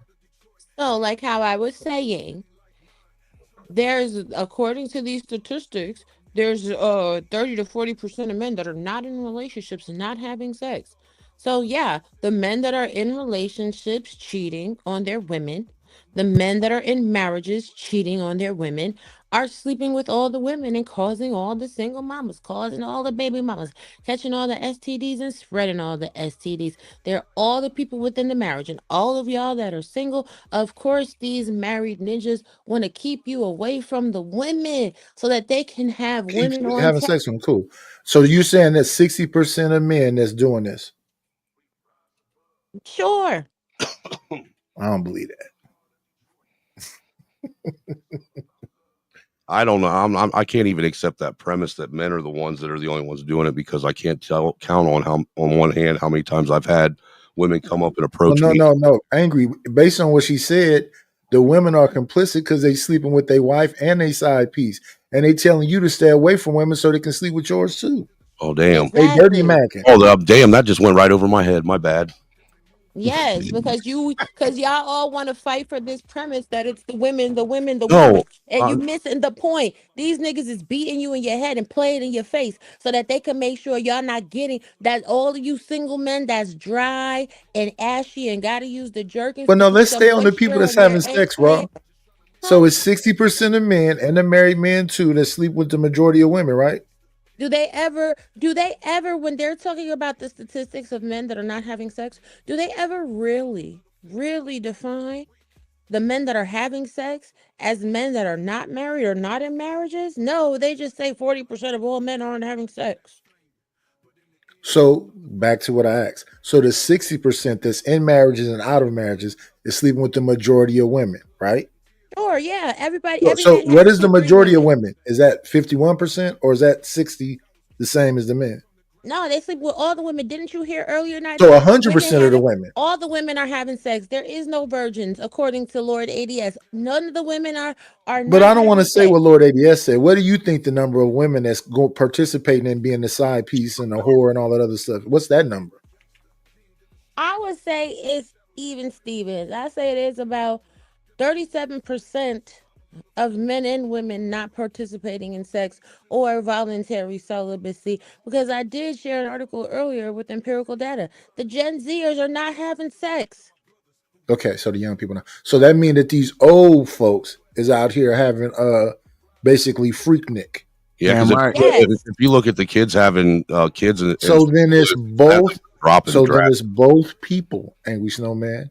So it's not. It's all the women's, and it's not. Right. It's all the men. It's all of them. That 60%. That's what I've been getting at this whole time. They're having freak offs like Diddy.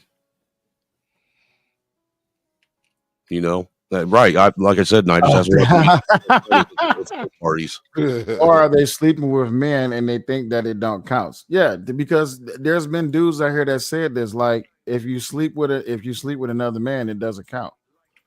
And Oh, yes. actually, Lord Yeah, ADS, yeah. you ran Maybe that that's why today. there's an uptick in guys liking these man boys or lady boys. No, they Exactly, call them because femboys. we ain't even talking about that. Nobody recognizes anal Well, right. interaction as sex. That's what I'm Okay. saying. You don't So have then to what you're recognize saying it is if you that don't see it as sex. what you say, Redhead? I said it don't have to be recognized if you don't see it as sex. Well, it's a lot of people that's not recognizing stuff. So the ladies, when they go on their vacations, they say they don't count who they slept with in Montego Bay and Dubai and Tulum and all these other places. I mean, there's a lot of people that They're in don't. serious relationships, so they don't count it. There's a lot of people that don't label oral as sex. Don't think that's the same thing, and it is. Well, wait, Exactly. did y'all see when Resto said kiss your homies before you go to bed? That's messed up. Bruh. No, if it's a reality, it's a reality. That's why I want to ask that question about, since that lady over there at Risky said that she think that the majority of these dudes is on the DL. Could They that are. be true? They are. Yes. Majority of these dudes is on the down low. Damn, What? I'm old. Majority? Y'all just making me feel old. Hey, we are old, Nightish. We are. Yeah. It's the Majority of these dudes is gay. They getting Most their of these poo dudes pushed is gay. in. Yeah. I think both genders are. I But the agree thing with you is, 100% there, sir. when it comes down to women, who cares, right? Y'all don't care. Y'all like I women do. being gay. I don't want to be in a relationship with no gay woman. There's too many. She gonna cheat on me with men and with Yeah, women. I'm not trying to give my wife up to another woman. I can't compete with a woman. Y'all are old. That's foul. That is I foul. mean, but it's true. I'm gonna have some respect She for the elders, violating us. She lady. violating us, Angry Snowman. I'm telling you. Nah, but I'm saying don't take it disrespectfully. It's facts. There's something to be said about wisdom and age and tradition and maturity. But men 40 and under, they trying to menage out. Listen to Okay, so all the then with that music. being the case, wouldn't that make sense for why they want everybody to stay single? So they can keep getting the freak offs going on? Exactly. Wait. Okay, so Raw, the math ain't mathing. Let's do the math, right? Why ain't it math? Most men, you said from 21 to 40 want to have a menage. Is that what you're saying? I said from 40 and under. Yeah. 40 and under want to have a menage. But most women aren't getting orgasm. So what is the purpose of having two women that you're going to disappoint? Well, they're not Do getting you think somebody orgasms. care about that? They're not getting orgasms through penetrative sex. They're getting orgasms from clitoral stimulation. Yeah. I've But never do you had think that the problem. dude cares about? I haven't either, but I think women are capping when they say it, and it's just something that they Maybe they're can telling use to you dig at think a men, dude but I cares. don't know. Now they're not capping. There's Yeah. a difference between getting a So little bit of moisture. here's the meme. Kissing the homies good night. This is literally what niggas is doing, bro. No. What the fuck is this shit? No. This is what niggas is doing, bro.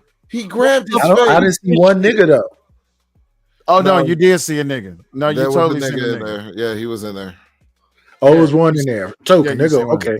They had a token in there. All right. No. So I was looking for the clip on Glenn's channel. He literally has a clip of Resto. I don't know if you know who Resto is. Yeah, I know what Resto is. The nigga All with the old face. Resto was like, yeah, kiss the homies goodnight. And I'm just like, wait, stop. Wait, what?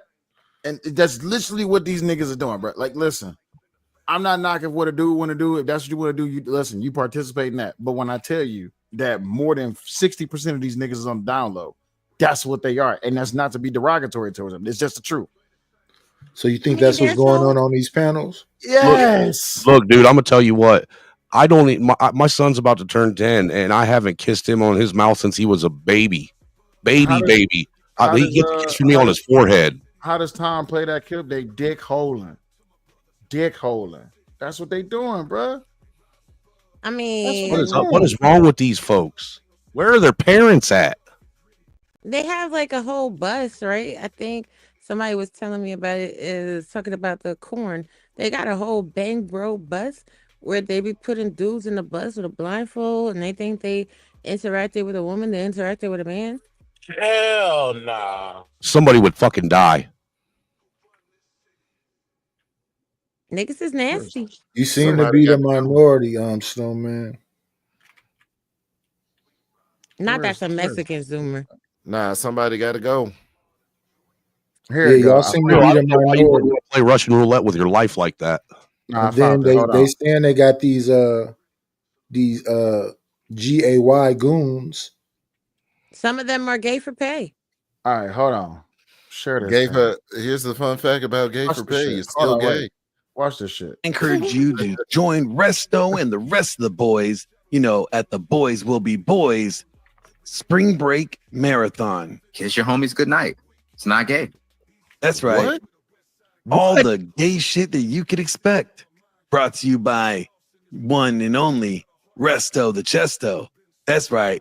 They're going to be drags, fags, and a bunch of other weird shit that rhymes with bags. Tell me this is I don't want to be satire. a part of it. So if you want to be like Resto, I encourage you to go get your purple on and wear that color proudly. Because, like he says. So make sure y'all engage in Pride Month. Maybe give a standing embrace to your homies. Kiss your homies goodnight. It's not gay. Wait a minute. I'm going to be with this guy in Vegas. Oh, shit. If he tries to kiss me, I swear to God, I'm going to. It's not gay to kiss your homies goodnight. Yes, it is. That has to be satire. It's I don't not think so. satire. Don't look like it to me. But it's interesting that man brought that up to do what? What's the point? No, my point is this. The reason I brought it up is because Not you, Glenn. Not you, Glenn. Oh, My why goodness, did calm down. No. Why did Glenn bring it up? Because it was a joke, right? But my thing is this: it was a joke that was brought up, but he had this clip of Resto saying this, and then I go back to something that I said on Hamp's channel last year when I said over 60% of these niggas is gay, and all of the dudes up there got, man, ain't no way in hell, ain't no such thing as a black gay man on the down low. I said, bro, listen. Dude, prison gay is a term. These There's a niggas whole is book gay. about. Say that to Atlanta. That's not DL though. That's DL is how. not about Why do you prison. think Atlanta's HIV rate is through the roof? Because these No, niggas- let's keep it fucking real. A lot of these niggas fucking other niggas and then going around fucking women. That's Yeah. wow. You think they tricking all the women? They tricking all the women. Oh All my these God. women find out at the clinic I'm that not gonna after they say have a women is cold that that slow. doesn't go away, or they find out through fucked up means that they got an incurable STD. They got the herpes jerpies or what all. Look, And then they want to go hang that shit out like fucking Halloween candy. Omni, do you know how long they've been talking about DL brothers? Forever. You know how long these niggas been gay? No, let's go along with it. Let's go along with it's 100% Forever. Wait. So that's what I'm saying. Let's go along with it's true and it's been true since they said it. Let's say it's been ever since Egyptian Lover and the World Class Working Crew, the 80s when they was talking about androgyny. Let's say it's all the way since the 60s, maybe the 20s. So why are these ladies going into these situations? Hold on one second. Hold on one second. A representative for Atlanta is coming to the panel.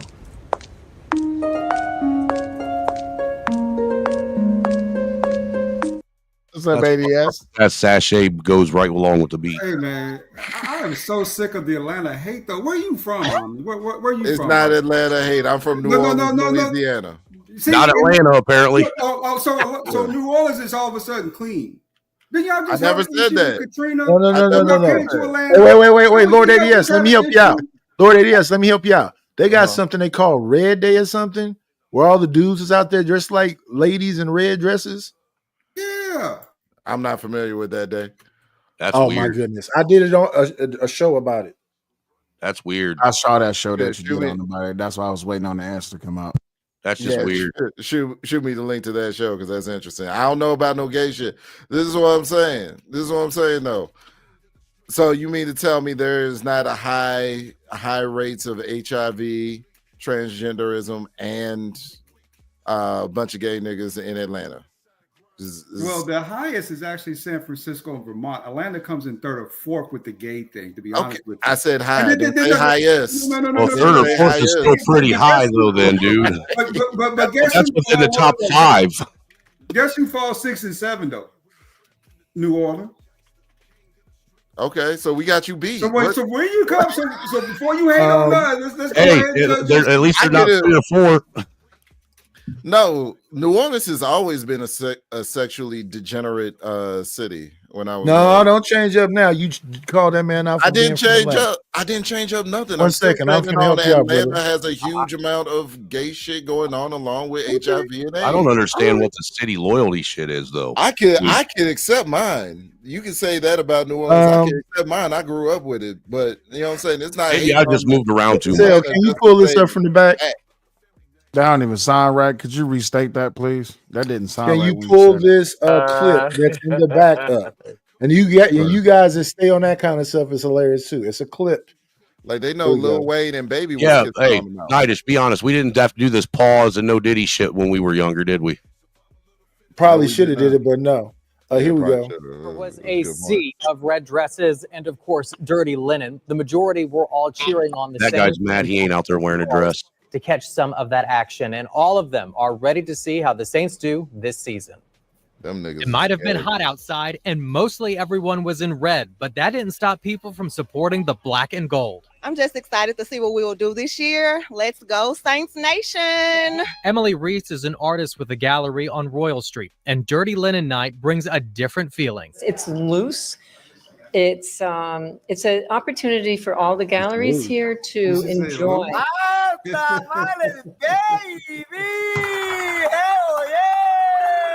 The French Quarter buzzed with activity on the first preseason game. Red dress run stragglers, people with dirty linen tossed on, and Saints fans like Julia Denny hit the streets. Beautiful town, beautiful people. I don't know why he's showing all these women when there's a bunch of men in dresses. Right. I do wish, though, Mr. Commissioner, Pause that for whoever. a second, fixed No, they our always game use the women to make it seem like on the up and up. So it seems less gay if you have women there for some reason. But no, Their approval makes it okay. Yeah, it's gay Baby, as you was fuck. about to say something. What was you about to say, baby? This book right here been out since the 90s. That's true. By J.L. King. J.L. King been talking about this, doing interviews. He was on Ricky Lake. He was on Oprah and some more stuff. So when black men act like they don't know that down low black men exist in the community, those are the ones that are more likely than not down low. My real question is, why do you have that book? But anyhow, I was going to say the same thing. You beat me to it, dude. Why would I have that? Why would I have that book? As a woman, you got to know the signs and what to look out for with these men that's on the down low. So why don't the women know? Wait. Yeah, wouldn't it be Why safe don't to the say women this? know? Huh? Well, then why don't the women know? Because what did they always say? If you don't want somebody to know something, put it in a book. People. Okay, so Terry McMillan made a movie about it. Well, up until recently. Wait 1 second, Red here. The Stella got her groove back from a gay dude. Listen here, you old Stella man. didn't get her groove back from no gay dude. You tried. That dude was gay. That dude was not gay. I think that personally, it's that shit's always been on the down low. It's just been till recently that it started coming out because it's been normalized. Clark says she read that book. Clark, what did you I'm read? sure all the that ladies book? did. I ain't never heard of that damn book. All right, so thank you for pulling up this video. This is dudes walking around in red dresses and all this, that, and the other. No, they dominated enough of the city for if you from that place, you had to know about it. It's an annual thing. No. 30 years of it. Yeah, I looked up the history of it. It actually originated in the gayest place on earth, California. Boys Town. It actually originated in Southern California. Nice, I can pull this down. It got moved over to. I think they opened up a chapter in New Orleans. It doesn't matter that the disease spread it or what the cancer spread it. It spread it. Yeah, it spread. Because cancer always. It's like 28 days. The zombies are everywhere. Facts. No, facts. But that's what I'm saying. I could admit that there's some sexually degenerate shit about New Orleans, not just on the homosexual side of it either. Well, stop talking about Atlanta. Then Atlanta should not be. No, I'm not going to stop talking about Atlanta. I admit both. City I'm real enough to say yes. Homie, don't see him coming, but I do. Them niggas is creeping behind you. Never move that work if it ain't your turf. Niggas shouldn't have to remind you. Them bullets flying now. That boy's crying now. But nobody hears a sound. I see dead people. The boy is creeping behind you. What? So that's well, hold on, because I want to ask Lord ADS one question real quick. That's a signal for boundaries being in full effect. So why does it matter? If you don't like what somebody is saying, if you don't like what somebody is saying on the panel, you can pay to boot them off. Every dollar equals a minute. So y'all can argue about where the origination of the mass populace of gay men come from, or you can pay to boot them off. It's up to you. It's not a problem by me. But anyway, now can I ask the question I had? Sure. It doesn't matter. It's a pandemic. Why does it matter what another person has to say about what city you live in? I don't know. Very simple. Because I got pride in my city, my boy. I have pride in my city too, but I'm not going to get hold on. I have pride in my city, but I'm not going to get bent out of shape that someone else has a different bent opinion. out of shape. Correction. That's what that was. Correction, my friend. Now, me being bent out of shape, I come up here over the motion, yelling, calling this man names. I just call that man names. Okay, I'm sorry. I'm not going to sit and get sensitive and come out of the chat up on the panel just because somebody said something about the city I live in. Where do you live at? Snowman, where you live at? I live in Fort Wayne. Fort Wayne, Indiana? Yeah. Ain't nobody talking about that shit anyway. And I used to live in Indianapolis. Nobody talking about that either. Indianapolis is degenerate as fuck. Yeah, ain't nobody talking about that either. Do what? I said, let's go, Indiana. Let's go. Let's get it. Especially because Lord ADS ran because he didn't want to. I was about to say. It is 1 o'clock, so I'll catch y'all around. Don't try to run now. Atlanta gay as hell. Atlanta gay as hell. Everything about Atlanta gay as hell. Now you got to stay because you got to you got to If stay. you run, we're going to talk shit about Atlanta. Oh man, I mean, freaks come out at night. It's just weird.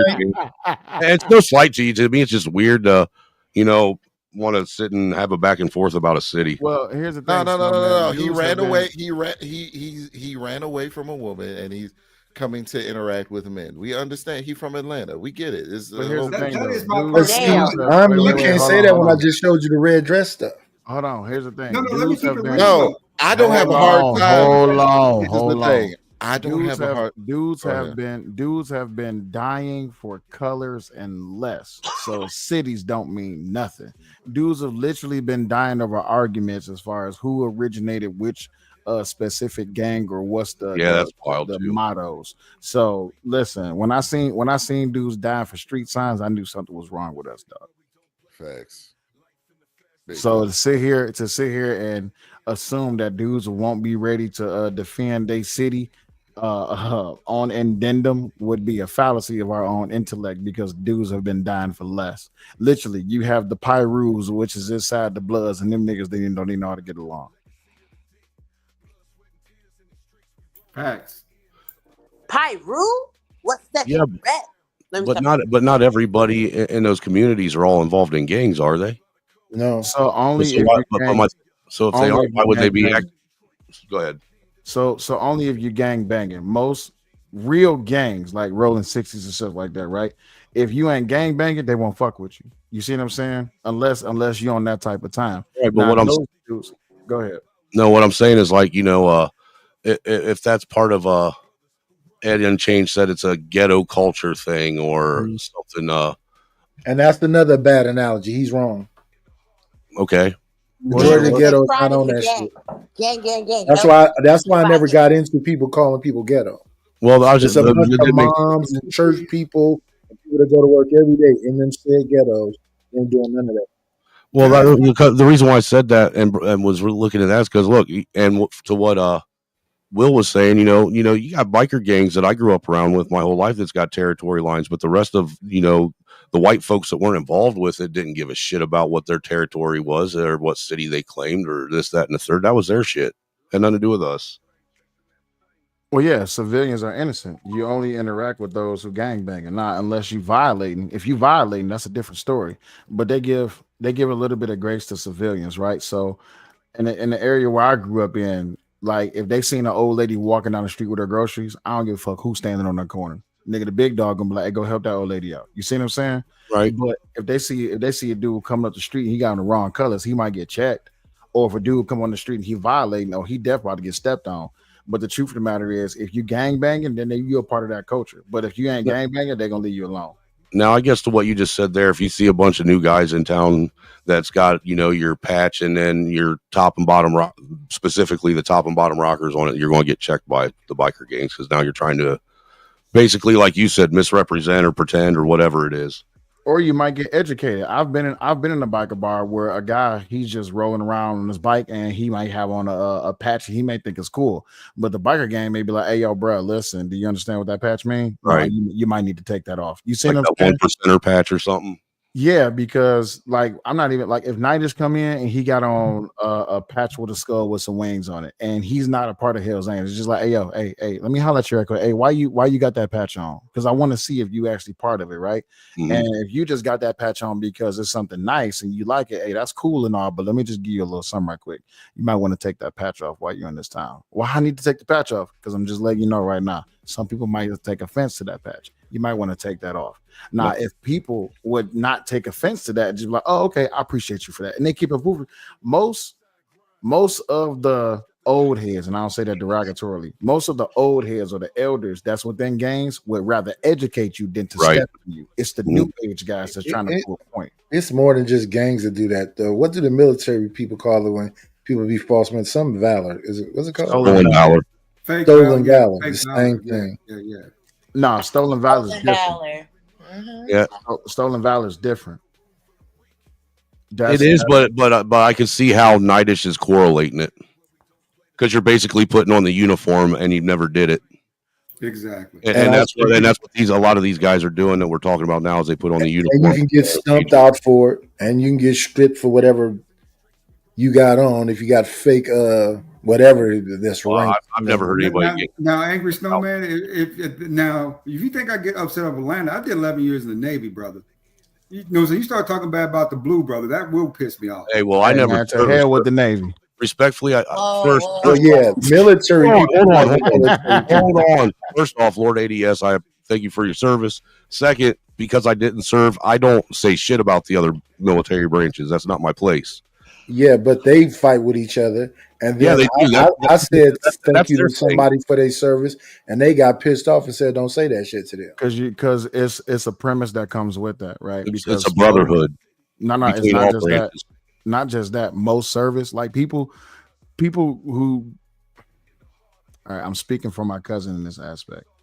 I would never say thank you for his service because his service included him getting shrapnel all throughout his leg and him having self-deletion thoughts. I would never say thank you for him for his service because that Right. service encompasses PTSD.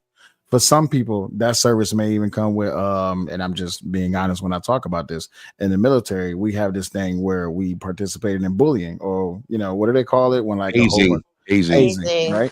So saying thank you to your service and it might trigger something like they may have went through something AIT or basic training, or they went through something that is when they were stationed and they probably got bullied by a commanding officer. I had an incident where I got into it with a sergeant because he was trying to overstep his boundaries. I have more than enough respect for my higher ups, but you're not about to disrespect me as a man because I can definitely see you in that tree line. You see what I'm Right. saying? So you damned if you do, and you damned if you don't with most fucking human beings. Correct. And the thing is, when it comes to that, like, yes, we will talk shit about each other behind American lines. But The they will idea- defend each other if someone else outside there talks shit. Not just that, but if we over there in the sand, or if we over there in in another country, something like that, and if ADS and ADS is Navy, I'm Army. If me and ADS met up somewhere in another foreign country and we just trying to get back home, you goddamn right, I'm gonna do everything that I can to make sure that man get home. Yeah, I but seen when we that. get back home, I'm gonna talk shit. I seen that Because shit the happen Navy in gonna real. get you home. I That's seen ain't what nothing that but a shit. I that seen ain't that nothing but shit a happen in brotherhood real though. life with gangs. So it was Yeah. some cats from Oakland that was in San Francisco and got into some shit, and they was perfectly cool while they was on that side of the bridge. Soon as they got back over on this side of the bridge, it was up again. Oh yeah. Shout out to Siege D with the 199. Says stopping by from Glenn Lawrence, trying to appreciate you coming by, Glenn Lawrence, and thank you for coming over to support from Glenn Lawrence's channel. Appreciate you, big homie. But yeah, like that's a culture we've derived from the topic completely. But Yeah, we have. that's a culture that a lot of people don't understand. So when people try to fake their way into it, it can be a problem. Like that stolen valor thing, yeah, some people will knock you square on your ass, or even probably try to take your life behind that shit. But even when it comes to gang culture, like if you step in the wrong way, hey bro, who you run with? What hood you from? You see what I'm saying? Mhm. So people just need to be better educated on what it is that they're going into. Because if you're not, you can lose your life because you got some fools around here who take it too far. Those are the extremists. But babe, Like let me me- wrap it back around for you before I leave. Go ahead. Just like these punk behind podcasters, they putting on the wrong uniform. What set you rep, big homie? Because you ain't talking about heteronormative relationships. You talking about homosexual relationships, because a lot of y'all are homosexuals. And we see you because you ain't repping the right set with your talking points and your theologies. See how I did that? Bye, y'all. Or even worse, if you out here saying that you do right by your woman and that you're actually participating in a monogamous marriage and that you're not with outside sex, and you actually do love your wife and take care of your wife, they label you as a what? Simp. A simp and a lane. See Hey, what I'm before saying? you leave, I just want to point out that you are the first gangster scientist I've ever met. Thank you. Thank you very much. And Thank you see- for respecting. Who? Gangster scientist. Yeah, Who's Raw a B. gangster scientist? Raw B against the scientist. First of all, it's G. Yes, Roger, we ain't beefing you, just mad. Yes, the only gangster scientist in the world, Craig. But I'm nice. And I rested my femininity. Clark, right? You gotta laugh at it. And another thing too, don't y'all be telling men that if a woman is withholding sex, they should be cheating. Y'all trying to tell shit, No, Sell I to w- cheat on me. I Not wasn't. you, angry man. I know. Y'all trying to tell Sell to cheat on me. Because if I Yeah, cheat on yeah. him, y'all be telling him to leave me. I see y'all. Yeah, I Nah, don't baby. get another people relationship. You hold sex for me, we breaking up. The fuck is that about? Not wrong. But this is, I mean, let me answer Amin's question from earlier. Let me Take it easy, answer. baby. You don't argue with a woman because you know why? Because you won't win. You won't win that argument, not one bit. Says who? Most of my family, they women. I mean, the vast majority. I'm from a light-skinned woman and family. You know, so my mom and dad have been together for 50 years. And that's one of the first things he told me in my youth. He said, "Don't argue with them girls because you're not gonna win." Well, the So you first think, thing, one second. Are Hey, you- y'all, we at the hold on, one second. We at the 3.5 hour mark. Y'all want the show to go on? Make sure you hit the cash up or the super chat. Needs $60 because we're not going past 4 hours. But go Let me ahead. just say this one thing to Lord ADS. If we go along with your premise, if she want to argue, you gonna argue. Nah, dude, you don't argue. That's the first problem is you're arguing. I'm going to say again, if You this, ain't gonna- if his premise is true, if she wants to argue with you, her whole thing is going to be sure to argue with you. And to Now, your you can credit, sit here and say what you're not going to do, but how strong are you, brother? See, here we go. and Now to you your on the credit, line. sale, that woman is a rare woman. She is very intelligent. She's brilliant. And one thing you don't want to do is get cooked by Raw because Raw will cook you through. She will, Hold she on, will Mr. flip your Jordan, ass give me a right there on that Give panel. me a second. So you don't want to get in with her. You do not want to do that. Just listen when she talking. Yeah, I was gonna say I'm with Clark. Look, I don't argue. I did that shit when I was younger, man. I ain't arguing. If you want to have a discussion, I'll have a discussion with you about something, and you most certainly can have a positive discussion. Hey, gentlemen, hold on. Give me 1 second. I have to end this. This is important. So I appreciate y'all stopping by. I got to end the show. I'll holler at y'all later. All right. Take care, so thanks for having me out, brother. Take it easy. Hope everything's good, man. Take it easy.